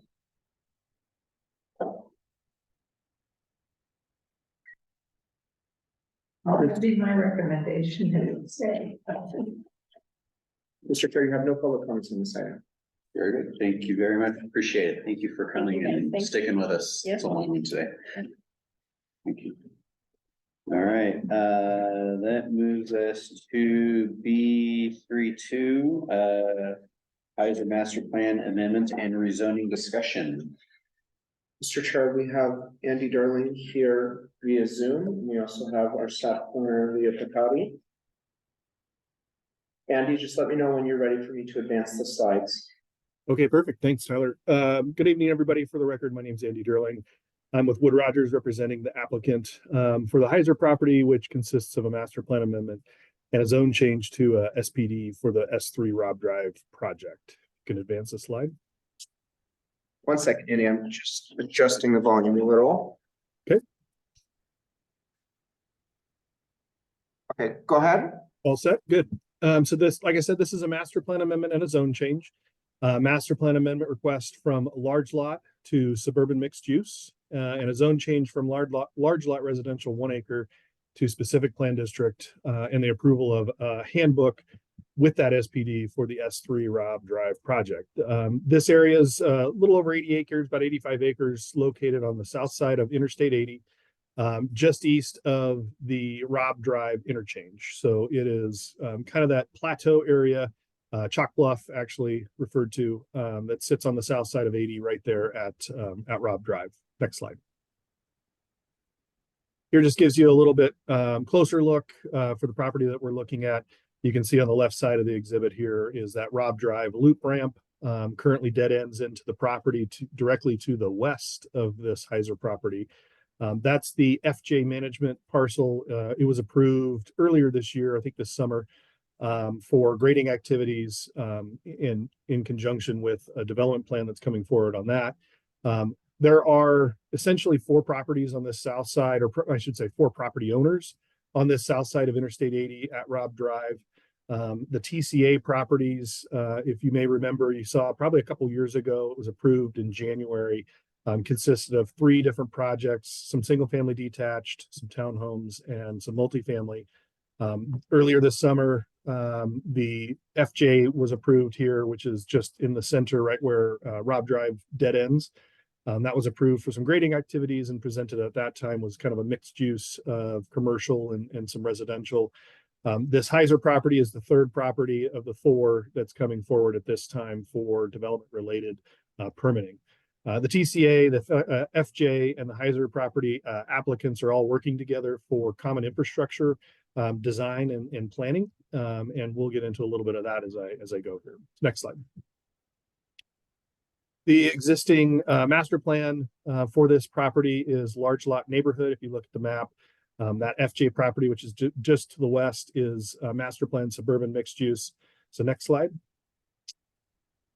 So that's kind of consistent with what we're looking for here is a mix of suburban mixed use, which is the more developable areas of this parcel, and then parks, greenways, and open space, which is really the steeper slopes and an undisturbed major drainage way that's on that northeast portion of the property, kind of where that angular portion of the parcel is there.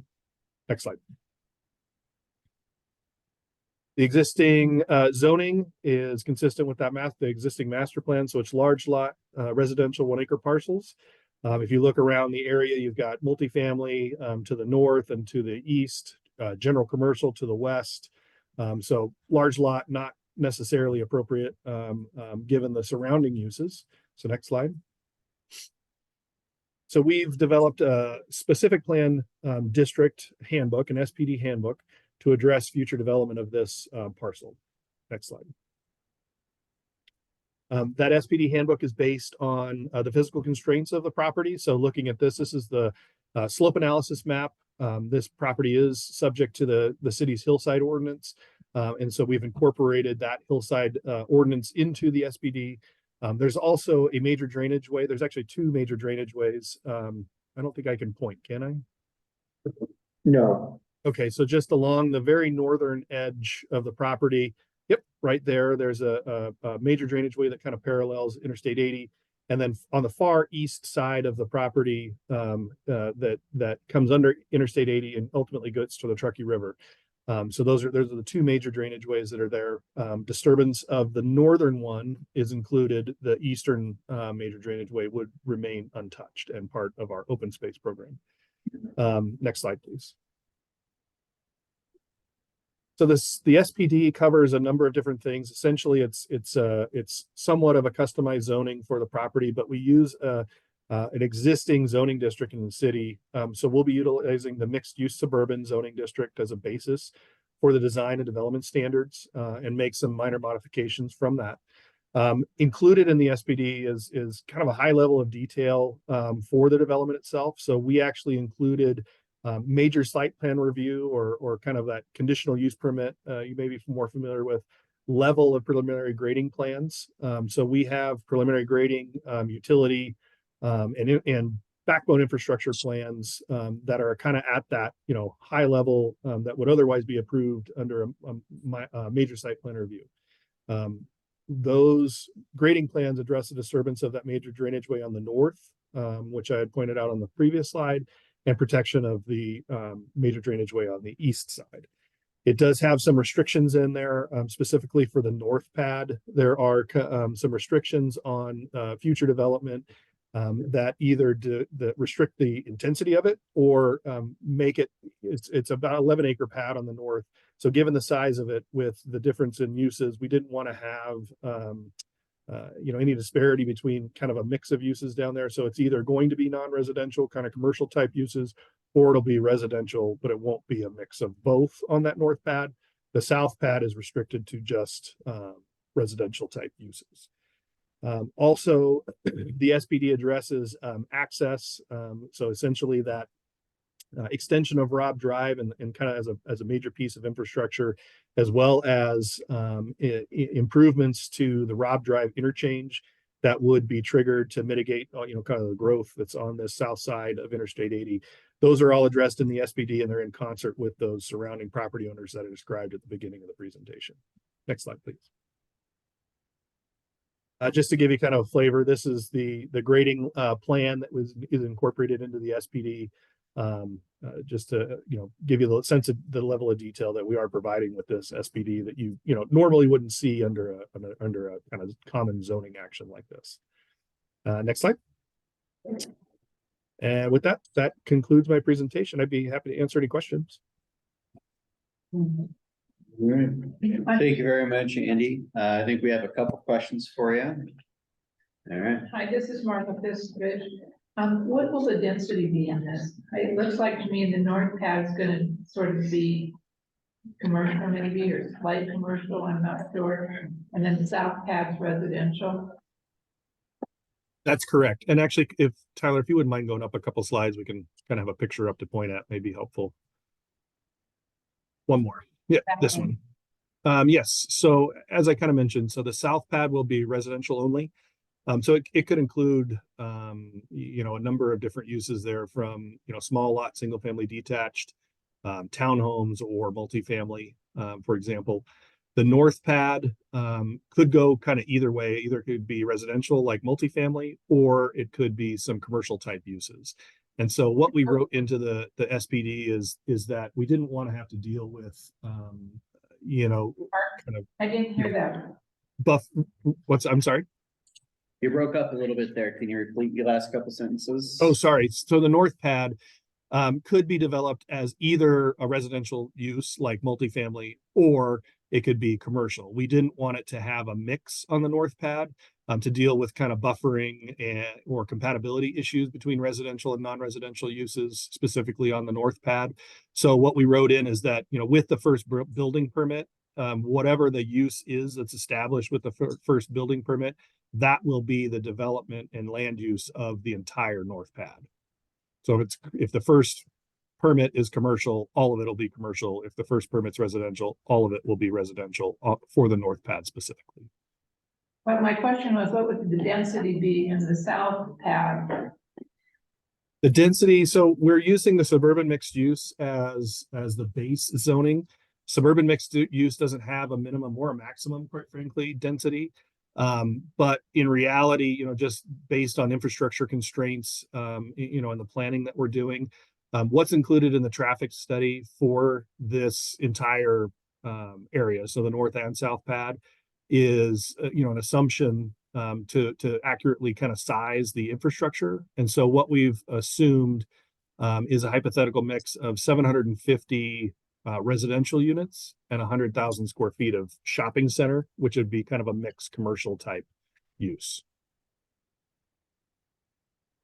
How many acres was this again?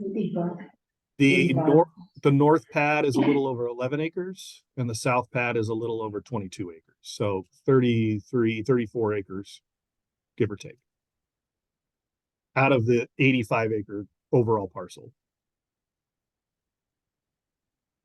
So over 50 acres remains as open space. So can I ask a clarifying question on that? Again, I don't want to interrupt you more. No, go ahead. I want to make sure I heard you right.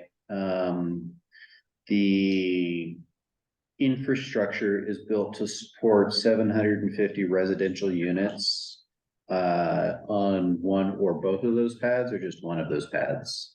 So it's a combination of 750 residential units and 100,000 square feet. So it assumes, hypothetically 750 residential units on the south pad and 100,000 square feet of commercial on the north pad, just to keep it simple.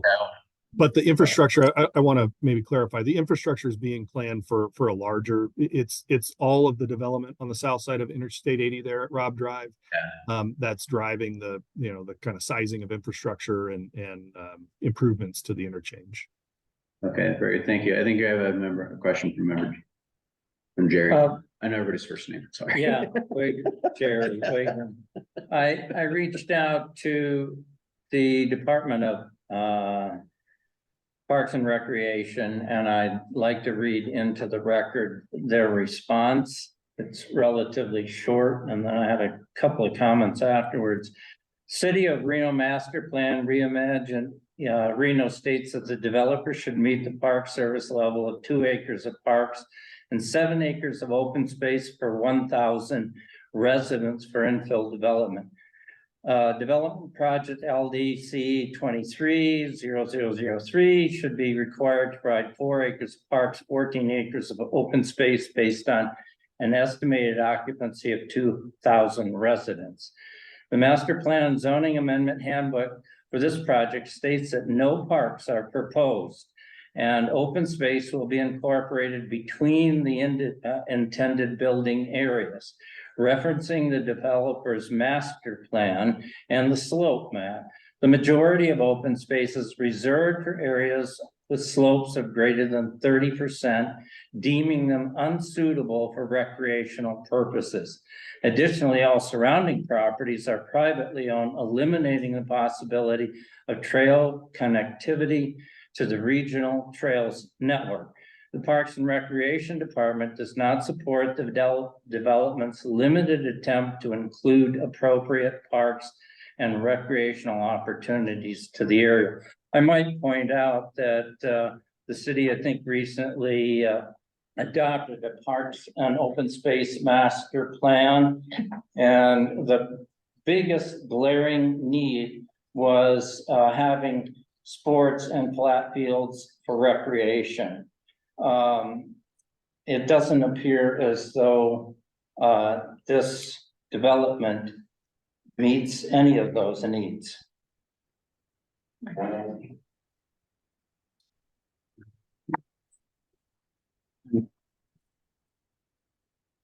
Are you recommending that that happen? What difference would it make? I know, but I mean, you might want that in the minutes. Yeah, yeah. Um, Well, I think at most, you would think that the developer would meet with Parks and Recreation and see what changes the master plan could be incorporated to provide more recreational space for development of this size. so Andy, this is Bill, I'm gonna kind of dovetail on that a little bit. I don't really know a whole lot about special planning districts or specific planning development districts. But what I did see on the City of Reno websites is an entire handbook, like down to illumination guidelines for signs. You mentioned that there is already a handbook developed. Can we get a copy of that? Yes, so yeah, there definitely is a handbook developed and it will be, we go to planning commission on December 20th. So that'll be made, well, I'm sure you could request it from city staff now, but it would be, part of that planning commission agenda package coming out here shortly. Does that and yes, booklet contain some of the, or address some of the questions about open space and usable, open fields and stuff like that, or is Yeah. that mentioned? Yes, it does to a certain extent. We don't have any public parks that are proposed. Rather, it's kind of trail networks through the open space areas, and or kind of like around the south pad, for example. There's some pretty spectacular views from there, and just to have kind of a common pathway system around, anticipated could be like a multifamily or townhome development, right? And so a lot of times for the higher density residential like that, you would have more private amenities rather than public parks. So looking at an amenity rich package, if you will, that would be included with the development. There are public parks that are within the vicinity that meet the city's master plan spacing requirements or service area requirements. They are on the north side of I-80. South of us, there are trails, Truckee River, things like that are to the south of us, and there would be a kind of common pathway and trail system that we're working with the adjacent property owners to connect ultimately down to Mayberry that would provide some of that connectivity. Some of the slopes off of the south side of this property are essentially 3-to-1. So some of them wouldn't be appropriate for trails, or it'd be difficult to have trails in there. So we're trying to kind of work with the terrain as it is. So your point would be that if people who reside here, if their kids want recreation, you pile them into a car and drive them someplace because they will have no access to recreation in their neighborhood. Well, not necessarily. They would have access to recreation. I mean, if you kind of look at it, pretty typical, recreational or amenity type package for, say, a multifamily development, hypothetically, right? I mean, oftentimes, code requires it to have, a tot lot or a play structure that's sized specific to the number of units, and amenities that are also provided. That's in code already. So we're not recreating that. So there are requirements for those recreational type amenities. There may be some small flat field areas for, just, mom, dad, and kids to, kick a soccer ball around and things like that, but not to the size likely that, you would see for organized sports. So just kind of to frame that discussion, the problem is you have 4 property owners who each want to do their thing, and you don't have an overall plan for the area. It's very developer driven of my master plan, my zoning, my special district. And when that happens, as we saw in the North Valleys, actually pretty much the whole North Valleys, you've got thousands of units coming in, and the planning, they've worked it out for themselves to get water or roads, but the public need of the parks, does not happen. Reno has not doing a brand new park for thousands of units up in the North Valleys, and that's been really glaring, came through that parks process. And so the intermediary of having the developments be able to go forward with these changes, but not having the public needs met through a separate planning process is the deficiency that's needing to get cured up. And, you know, that's problematic because the planning needs to, they can work things out for themselves with easements and utilities and all that. But there's other things that they can't work out and the city is not working it out. And so that's where we're in a problem of having these, particularly in a one like this, that's isolated, so isolated, it'll be so deficient. And these tot lots are basically the size of this table. So we have a de facto policy of basically not providing recreational space in new development.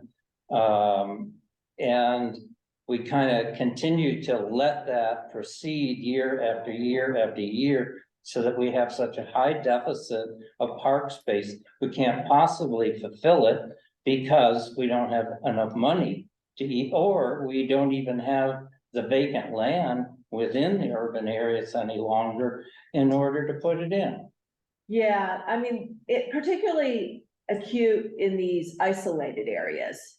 You know, in the North Valleys, you know, was a whole area, but under. Why not take the opportunity to work with the Yeah, developer Yeah, on the front end, and then try to encourage them to at least incorporate maybe a little bit larger recreational area for a basketball court, a mini pitch, or, you know, an adjacent tot lot. We're not talking about huge acreage here. And it would seem to me that this is the time to do it on the front end. Yeah. When you're approving Yeah. grading plans and other things. yeah. So, and Andy, on that, does Wood Rogers represent any of the neighbors? We have represented the other two developers that have come forward with their plans that have been approved to date. Are you the point of contact for those two developers? I suppose I can be, probably appropriate. Okay, all right. Cause I think that talks a lot to what Councilmember Breckles was talking about, was his piecemeal. And if you are a common point of contact and you hear from the Ward 1 NAB, hey guys, we need some parks, it would just be wonderful if you could help bring that forward to your clients. Yeah, and I think, I think there's, while there are no public parks being provided or being planned, there are a number of,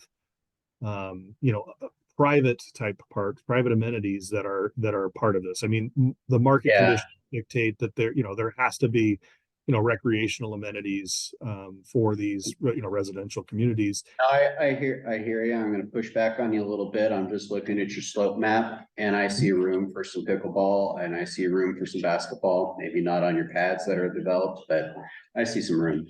And another thing the plan does, you know, the neighborhood planning, which our housing official said is, a serious discussion about road maintenance, because if this is the apartment, the entrance, to these apartment complexes, maybe they should be privately maintained rather than our stretched, snowplow people doing that, private roads, because it's not a part of the transportation network, because there is no transportation plan to show this being dovetailed. So those are the conversations that go through a neighborhood planning process, but the city council has not submitted that in as the way we're gonna do business. They've been allowing things to go. You don't like the zoning, come through, okay, you don't like the zoning, come through, and you do what you're gonna do, and then we get behind on, and we take on these maintenance obligations that are a challenge for us. Yeah. Okay. Is there any more questions or comments on this in Zoom? Is there anyone who would like to give public comment on this item? Seeing none, is there anyone on Zoom who'd like to give public comment on this item? If you'd like to give public comment via Zoom, please use the raise hand button at the bottom of your Zoom window.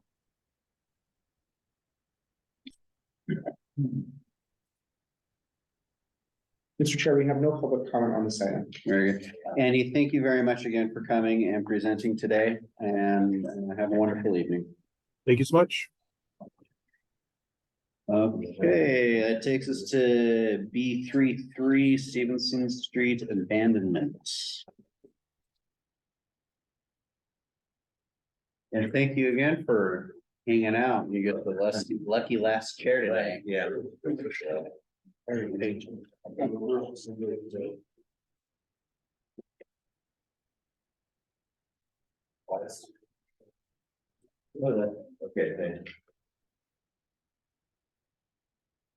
Thank you, everybody, for being here.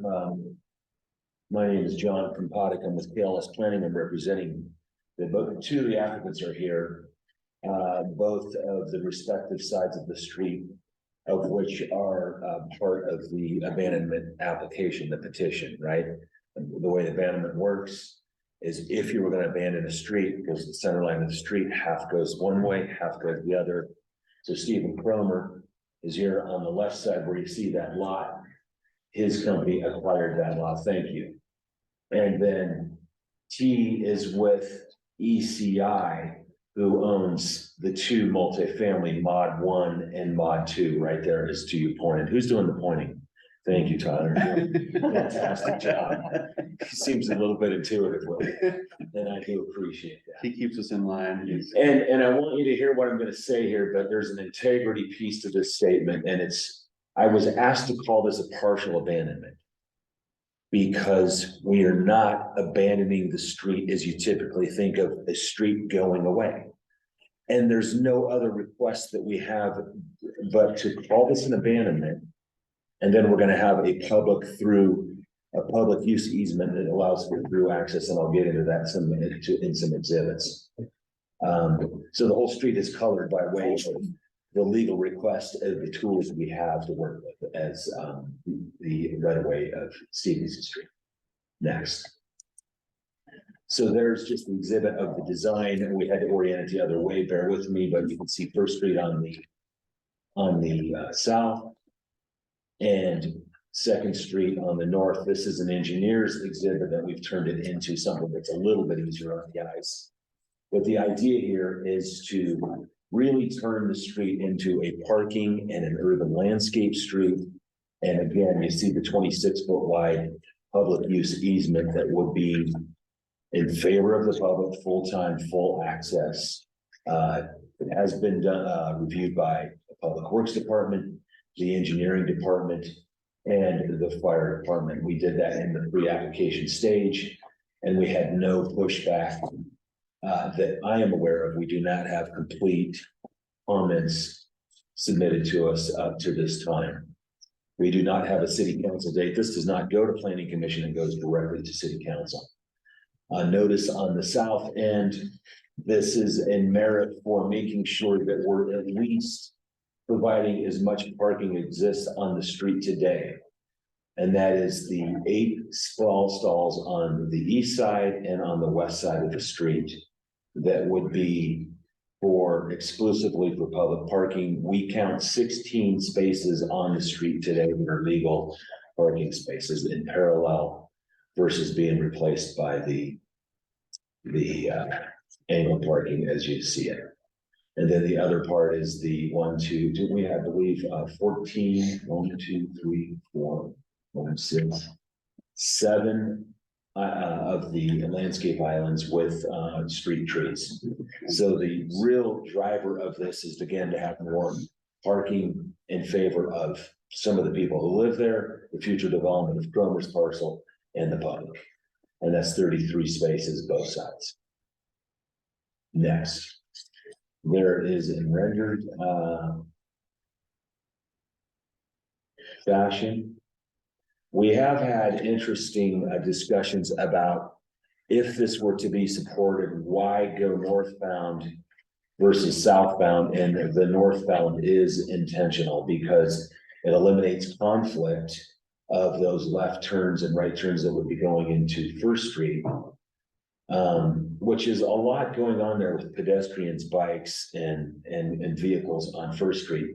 So you take away that conflict and turn left onto Stevenson or right onto Stevenson is the idea. And then of course, this street is a 1 block long street. It ends based on a abandonment that occurred years ago for Stevenson further to the north.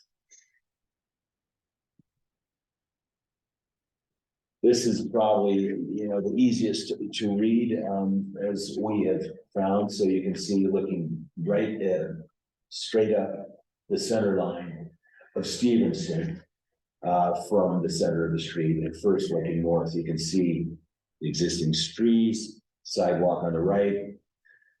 There's curb cuts, and some of those trees, this is actually in their, I think they look pretty good here, but those are actually weed trees. The two largest ones on the left are elm trees.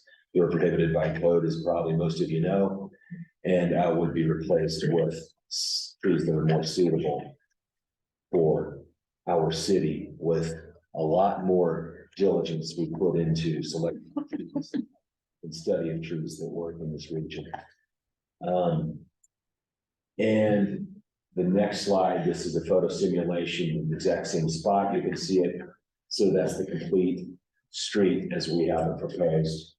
With the landscape islands, you can actually see the parking meters and the one-way through access, which is 26 feet wide again, which would be a public use easement. Thus, what I am calling really a partial abandonment. And so the public benefits are noted in A, B, and C here. 16 parking spaces existing to be replaced on the south end, nearest the river, nearest the downtown.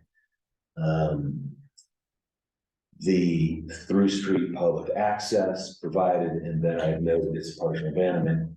This 14 landscape islands with urban street trees. And all of this improvement, street improvements, the landscape islands, the trees, sidewalks would be done at the owner's expense. Next.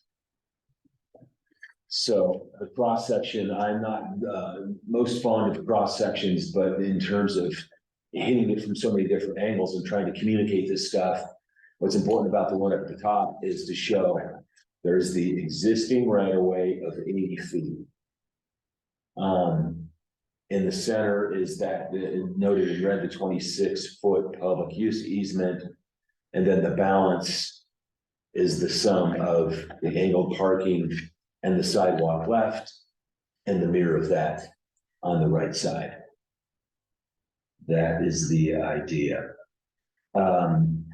There is a way to do a partial abandonment legally, meaning we would abandon the sliver left, sliver right, and leave the 26-foot in public ownership, but that would be very odd and maybe awkward. I think where staff is going is to do what we're doing, abandon and then put forth the public use easement. I don't have a strong opinion about that. I think either way, there's going to be public going through there in that either easement or remnant public street driveway. And I believe that is my, go ahead and next. Yes, applicant honors T with Emerging City. I say ECI, more completely noted as Emerging Cities Investments. Stephen Cromer Investments. Mark Chappelle is our landscape architect. And that's me with doing land use and community planning. And you guys have anything to add, or shall we just turn to questions? I know something that's come up a lot in terms of Mr. Cromer's property. If you could go back to that, vacant, it's a very difficult market right now. If you wanted to get into details of his intent, I wouldn't dare want to take ownership of that because he knows what he wants to do with his property. Zoning, land use wise, product, and all of that. And so I would certainly ask you to ask him if you wish. And with that, I have also written, I did not put it on here because staff asked to submit a proposal of basically bullet points of how do you see this operating if it were approved? And I have some of those to share with you if you wish. So I'll turn it over to questions now. Thank you very much. All right. Thank you very much for the presentation. We have any questions from the board? Yeah, I have a few. One would involve understanding the planned use for that other property because that affects the relevance of how this abandoned street would be used. Also, just want to clarify who would be maintaining the trees. And I see that the parking spaces are about a little over 20 feet, 9 inches or something. What's the width on them? And then I'm also wondering how you would designate these spaces different than the public ones, and how would you keep people from mistakenly parking there, and what would happen if they did park there? Because presumably you want those other spaces to be used for the businesses on either side. Parking depth, you asked, parking width. Width, it looks Correct. like one of them showed 20.9 feet for depth, Yeah. if that's correct. I do not know the geometry changes a bit when you go to angled versus 90 versus 0. Can you tell me that? I do not remember, where did you see the 20.7? One of the later ones. The cross section, Okay, 20.9. okay, 20.9. Now, you remember, I see that's what's weird about section, that's actually angled. And at that end of angle, presented as in the fashion of which we have to work with, that is 20.9. It's 9 feet wide, I believe, but I would have to confirm it and get back to you. The angle changes the efficiency, but the parking geometry itself stays the same, meaning 9 by 19 is the actual space, but it tips out to 20.9 because of the angle, Okay, the orientation of it. yeah, But it's still a 19-foot stall, just like you would have in any commercial. but the width, do you think you're thinking about being crammed in your car? And it's Well, not, You know, we don't change the width. yeah, I mean, Yeah. Okay. She had a a lot couple of other people questions. got gigantic pickup trucks in town, and they can put them how they want when they're parking parallel, but it becomes an issue once you start putting them into spaces like this. Okay, yeah. You had two other. My other questions were just to clarify who would be maintaining these new trees, and about how you would distinguish those spaces from the public use ones and keep people from parking in there if you're trying to designate those spots to now be used by the businesses on either side. And then what will be that business on the one side that will then need parking spaces?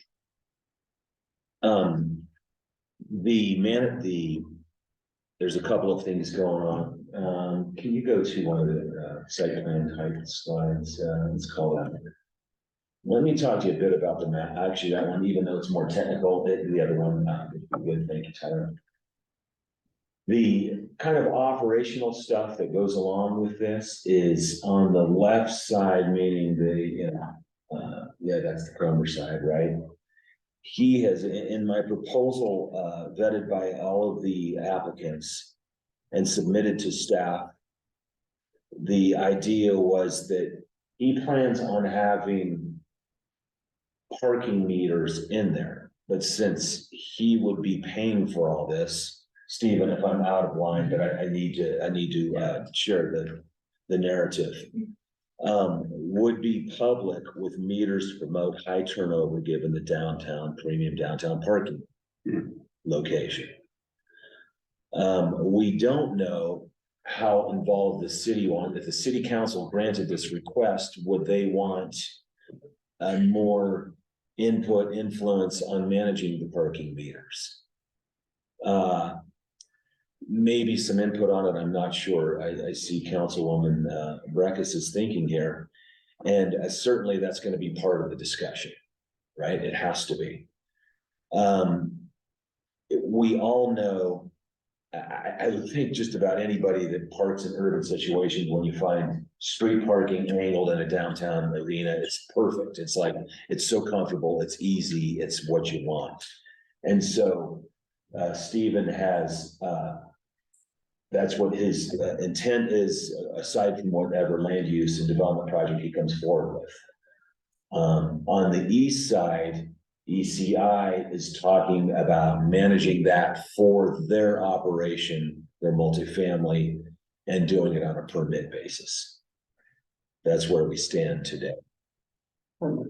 Yes. Okay. And I think I missed one other of your questions.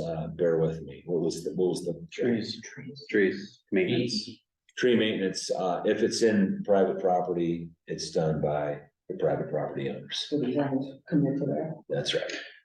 And that would come out in either conditions of approval or development agreement or whatever mechanism we have as a function of the city's, hopefully granted approval. Yeah. This gentleman had his hand up too, yeah. No, I think you responded to my question. Oh, okay. Thanks, So sir. this has been floating around for a couple years. And I recently did a Zoom meeting with, Ms. Tron on it. And it's getting wearing, in my view. And it's also taking on an unfortunate turn of tremendous privatization. So Tyler, can you go back to the view that shows the mod 1 and the mod 2?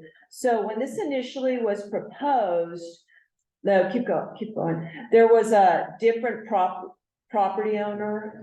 Yeah, there was a different property owner on Mr. Cromer's side. It was, I can't even remember what the name was. Used to be the bus station. Yeah, but the person who bought it from the bus station was different.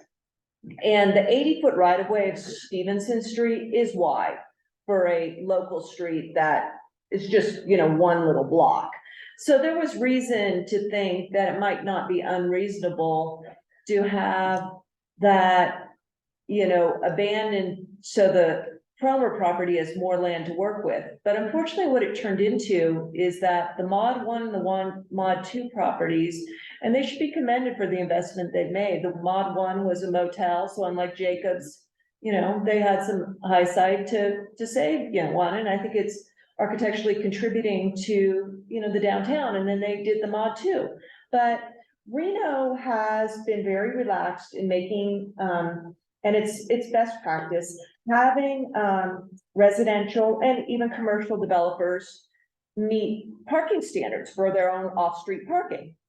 Well, they did what they did, and they didn't do it right, and they're having issues with it. And that's, you're seeing that in other places. There's someone on California Avenue having it, there's someone on Pyramid Way, and now the hope is to privatize the public resource, which is the street storage. And that's a no-go in my world. I'm sorry, I know you're in a tough environment, and those people who rent, if they don't have a space available or they can't afford the extra add-on to this space, within the mod buildings, and they have cars, they have to park on the street, and that's not a great place to park on the street, but, there are street parkers, they're a few blocks away, and I'm one of them, and I sure as heck like to have my street abandoned and get my spot, but you just cannot be doing that. The public has it now to park. Cromer is not asking at this point for any sort of integration that would be tied into a development that would say, hey, yeah, we really don't need 80th Street. We can accommodate, parking, the public can be served and so on. And, we've lost parking. The council decided to sell the city has very few off-street parking lots. They decided to sell one across Second Street to Jacobs, who I think is turning it into a private parking lot. The Catholic Church, which has been there for 100 years, a great steward of that area, was told, sorry, it's a private parking lot, we're gonna sell it. And so, the public has lost a lot in this area in the last 5 years. And there's people who aren't happy about it. People up in the neighborhood that I live in, we can walk down to the river. But if you live up in the North Valleys and you want to walk the family down, the last thing you want is the city privatizing, not parking lots, not having public parking lots. And then, you see this one and you pull into it, and next thing you know, Mod 2's got their tower out there on you. So it's just a no-go. I'm sorry, but this story's being done all over, and developers, are asking for us to modernize our ordinances, and we've done a great job. But when you miss it on your parking, don't come looking to the city to take a public resource and privatize it. I'm just a hard no on that. And I was willing to entertain it 3 years ago when the prior Cromer property had these great plans and how they were gonna, needed to do it, and 80 feet's too wide, but everything front since then has been bad faith, wanting to privatize. And, you know, if staff is gonna say, hey, yeah, privatize it, we'll do a parking permit here, you know, bail the mod out, fine. But, you know, it just, we cannot continue to privatize public resources, particularly parking. So that's where I'm at, and I'm also kind of exhausted with having this, you know, keep living to some degree every 3 years. Address some of the Yeah. other- Yeah, that's fine. Yeah. Yeah, yeah. If you could just come sit up here so we can Yeah, hear you better on the yeah. mic, and then start by stating your name for the record. T Tran for the record with BCI Properties, thank you, and Yeah. thank you for the. Yeah, and I haven't said anything that we've said in private, No, no, so. absolutely, Yeah. but I do still think there's a little bit of misinformation. Now, I am relatively new to the partnership of ECI, I will admit. However, I am a local here in Reno and Sparks, I'm born and raised here. And so when we're looking at development and I'm not some out of town developer that's coming in and doing stuff and leaving, I live here. So one of the points I wanted to address for sure, Councilwoman, is the privatizing. You mentioned the church and kind of what happened to them with the lot across the street. Jacob's taking that and, you know, doing what they will with it, which they can. I've taken the time to speak to my neighbors, Father Chuck at St. Thomas Aquinas, and he was very concerned. He wrote a letter of opposition, I'll be very honest. Now, when I actually showed him what we were doing, I explained to him the thought process. He's actually, and quote me on this, he's actually on board now. And the reason he's on board is because we want to be doing the neighborly thing. We actually offering permitted parking on our side, and we're offering some of that permitted parking to the attorney's office that's on First Street, Mr. White's office, as well as Father Chuck. So there's definitely a coordination and we want to do everything that's being neighborly. Also, right behind St. Thomas Aquinas is a small school. And we noticed that after school pickup traffic, drop off traffic is wild. One of the things we talk about again of why we want to do this flow northbound is partly because of that school traffic. We watch that, we see what people are doing. It gets a little dodgy and we are nervous that something's going to happen there.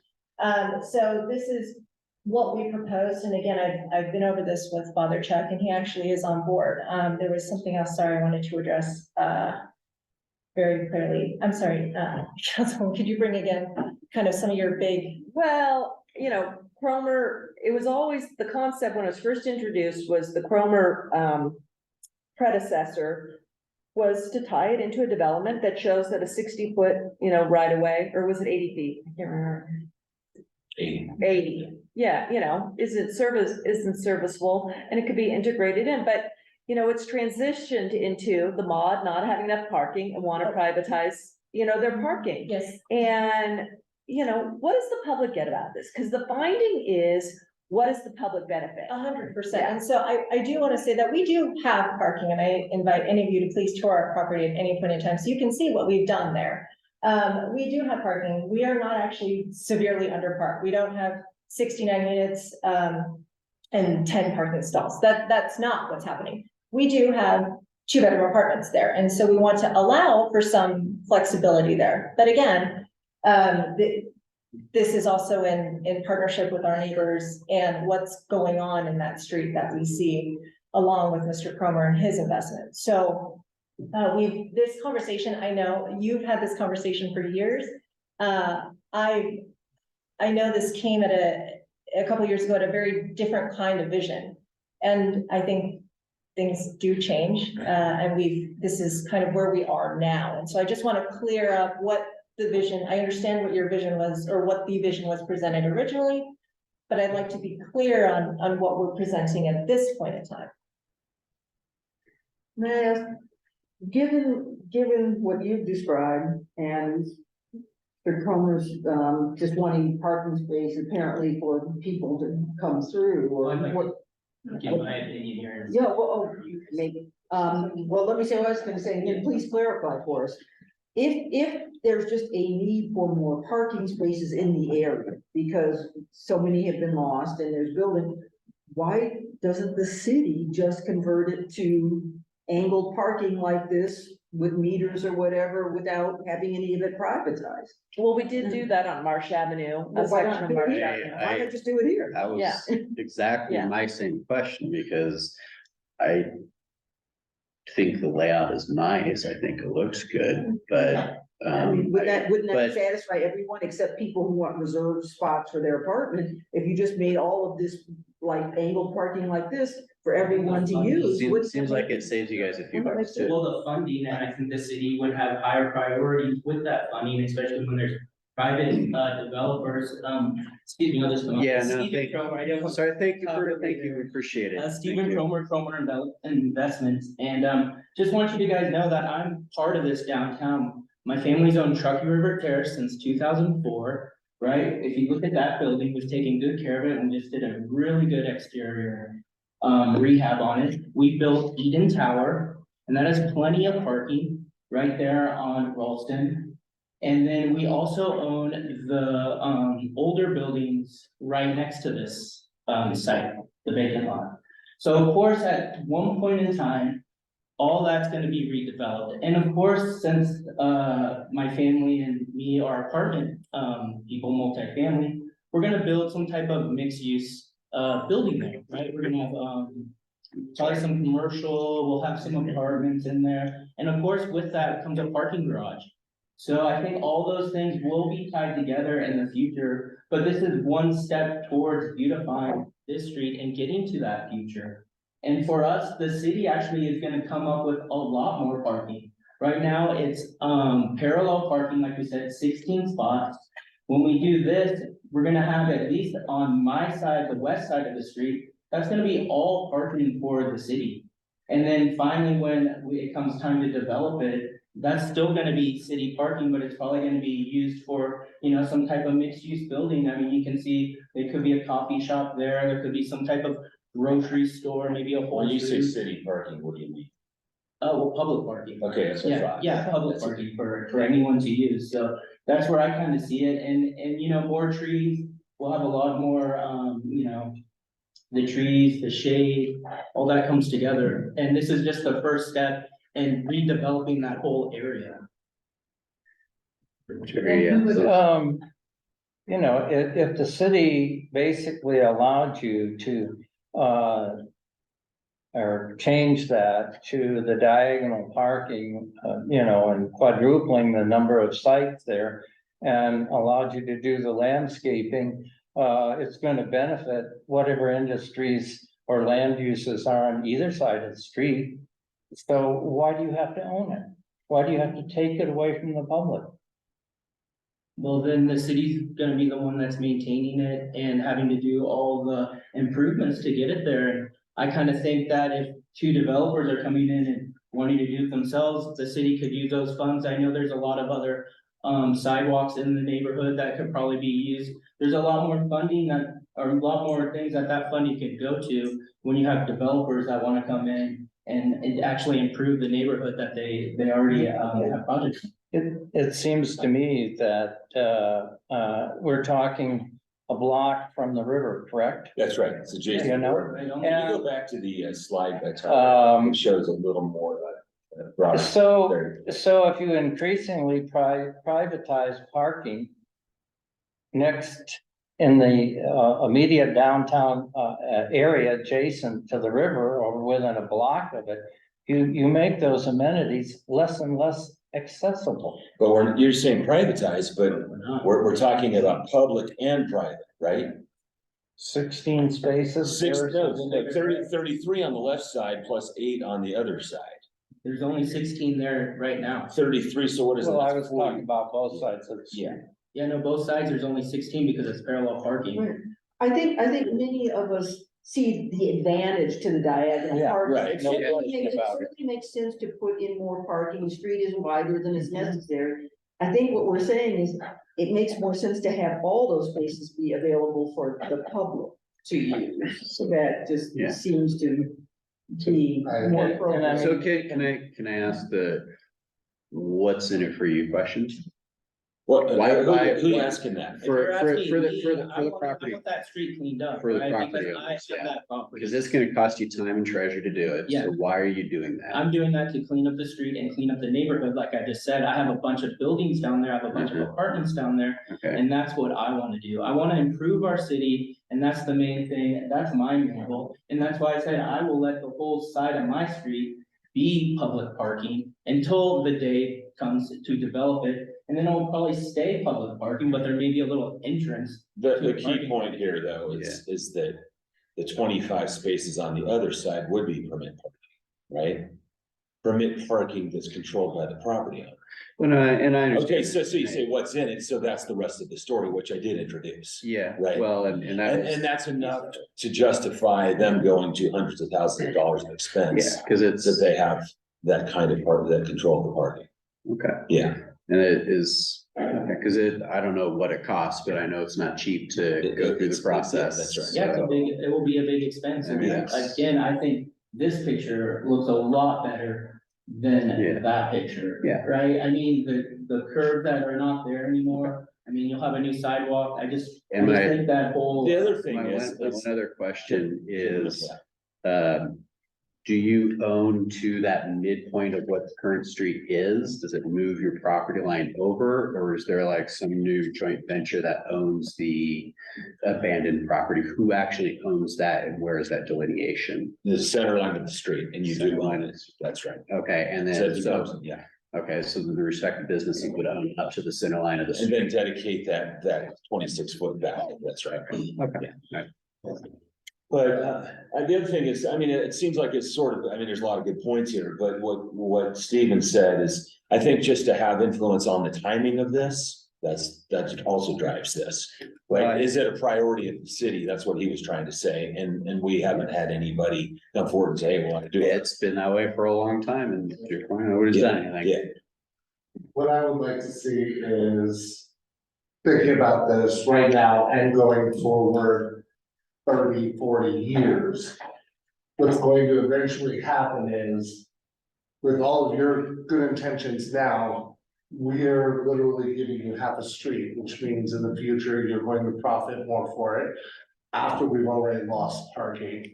And you could literally have one developer buy two sides, do the entire thing, and we're just losing more and more parking. This is a small step on a very slippery slope in Reno that I'm already dealing with in Midtown. I lose parking every day. And everybody in my neighborhood is turning their 1 bedrooms and 2 bedrooms into 4 bedrooms and 4 apartments, and it's making it more and more crowded. What should happen here for the best result for the city is exactly what you guys are proposing here, except for the city to do it.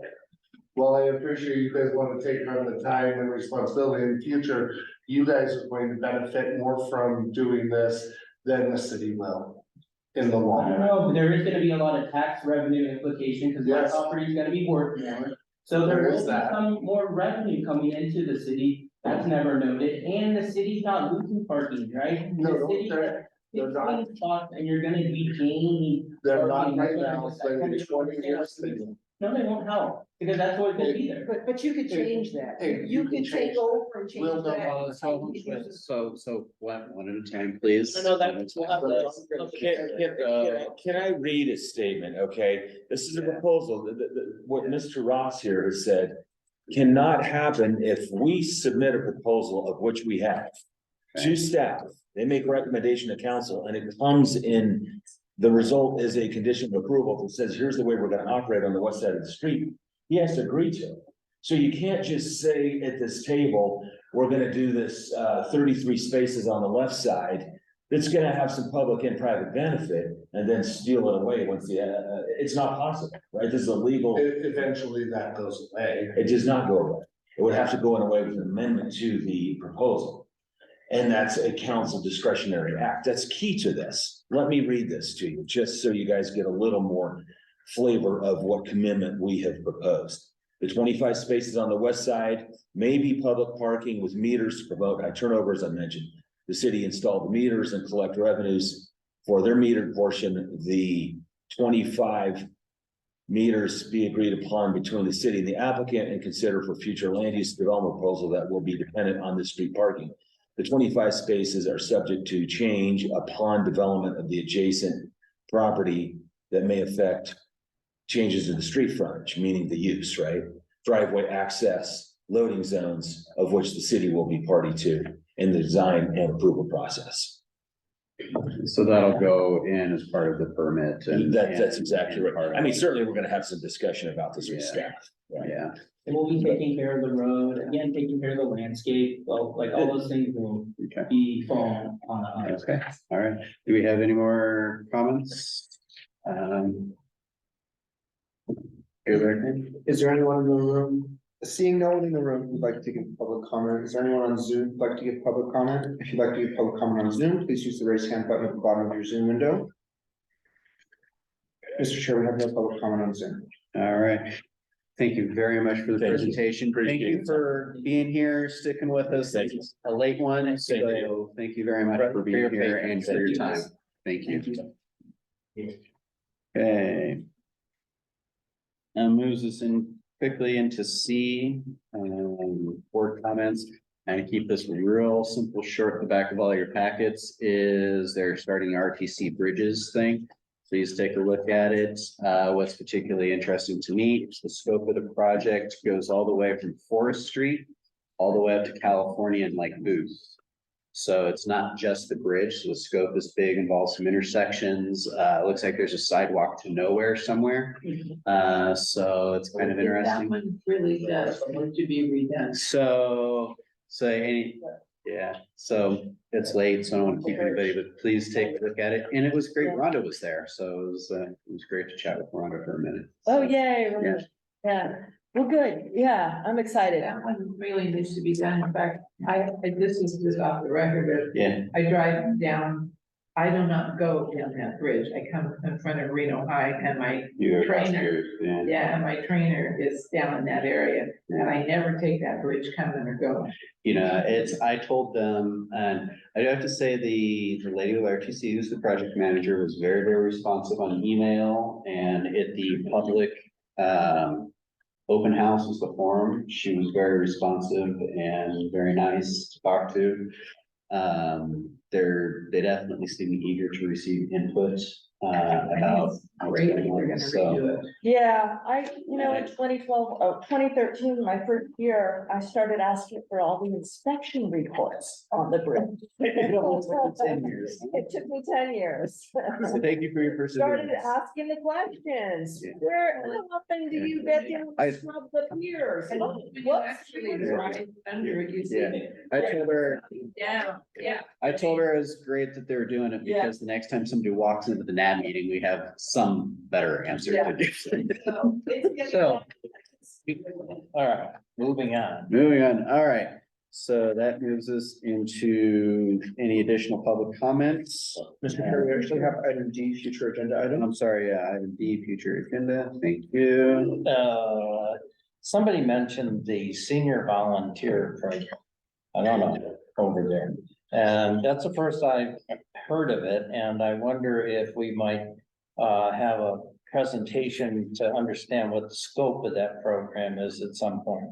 It's under PD, right? Let's ask our PD officer. Do we still, Brian Dye? I'm not sure if it's Lieutenant Dye, he might be retired, but I'll reach out and see who our new, Yeah, let's PD officer is. incorporate it into I won't, PD update. I'm not gonna be here for the next meeting, Okay. so I'd like to at least Okay, be here okay. when Okay, you bring it up. okay. And then, does it sound good to follow up on this parking stuff? I know it's the most mundane stuff, but look at how, That's important. No, Okay. this is my biggest passion here. Okay. Damn parking thing. There you go. okay, we're My all car's been. All right, This is totally off. Yeah, but maybe I don't even know who's in power. It's my understanding that the Lear Museum is owned by the city. Is that Yes. correct? Yes, I further understand that a while ago, there was some money to maintain it. It doesn't look like to me it's being maintained. Yeah, we should probably do an update on that. I think we need to, because not only that, that's a building that should never be torn down, based on the history of it. Yeah, I wonder how that ties into just. to inquire what's going on. I don't know, but that one's a major guy for Reno. I think, what's his name? I mean, it's something like, George Washington, but it's not, it's, Yeah, no, I It remember. was a big deal for the city to get it, but since then, it really hasn't progressed. Do we have, so. I wanna know if there's money for maintenance. It looks like they put a fence around it, nothing's happened. Yeah, I mean, to me, that building needs to be preserved, and I don't know what's going on with it. okay, so, I'll put in a request with our revitalization manager and see if they'd be willing to Oh, is come that in. his- Well, I'll check with them and see if they're the ones who are responsible for it. I'm sorry? It's in Woodward. It's in Ward 1. Okay, that's what. Yeah. Yeah, so I'll see if I can, get them out to Denab to give an update on what's going on with the Lear, or if Well, I can just. to know, because it's my understanding, and this is before I even knew about NABs, I was never involved in city stuff for a while, I am now. But, I understood that there was several $1 million. I don't know what happened to that money, and then there was $1 million or so that was set aside to be used for, maintaining it. I don't know if there's any money or not, and if the city's not, has the city apportioned any money toward it? Would be the next question. I don't know. Was it on the ARPA list? I don't know, but I We'll can check. check. If there was, yeah. it was federal relief. I can check and we can Yeah. definitely Yeah, discuss that let's- at a future meeting. yeah, let's see if we can Because incorporate that. that needs to be restored, and it needs to be able to be used, whether it's for, I don't care if it's a church, I don't care if they have plays in it, I don't care what they do with it. Let's find out if the people who own Lake Mansion want to do something with it. Do that, Mr. Chair. Is there anyone else who? Any other? Because Yeah. that's very important building. Everything we missed a month and the stuff that we have listed on there, I'd like to see it moved. Yeah, October, I think it was. Cause I think it was, the homelessness, I had requested to what the cities, where how they're dealing with it, to push it off to the county for the homelessness thing, cause there's a disconnect somewhere in there, and I'm trying to.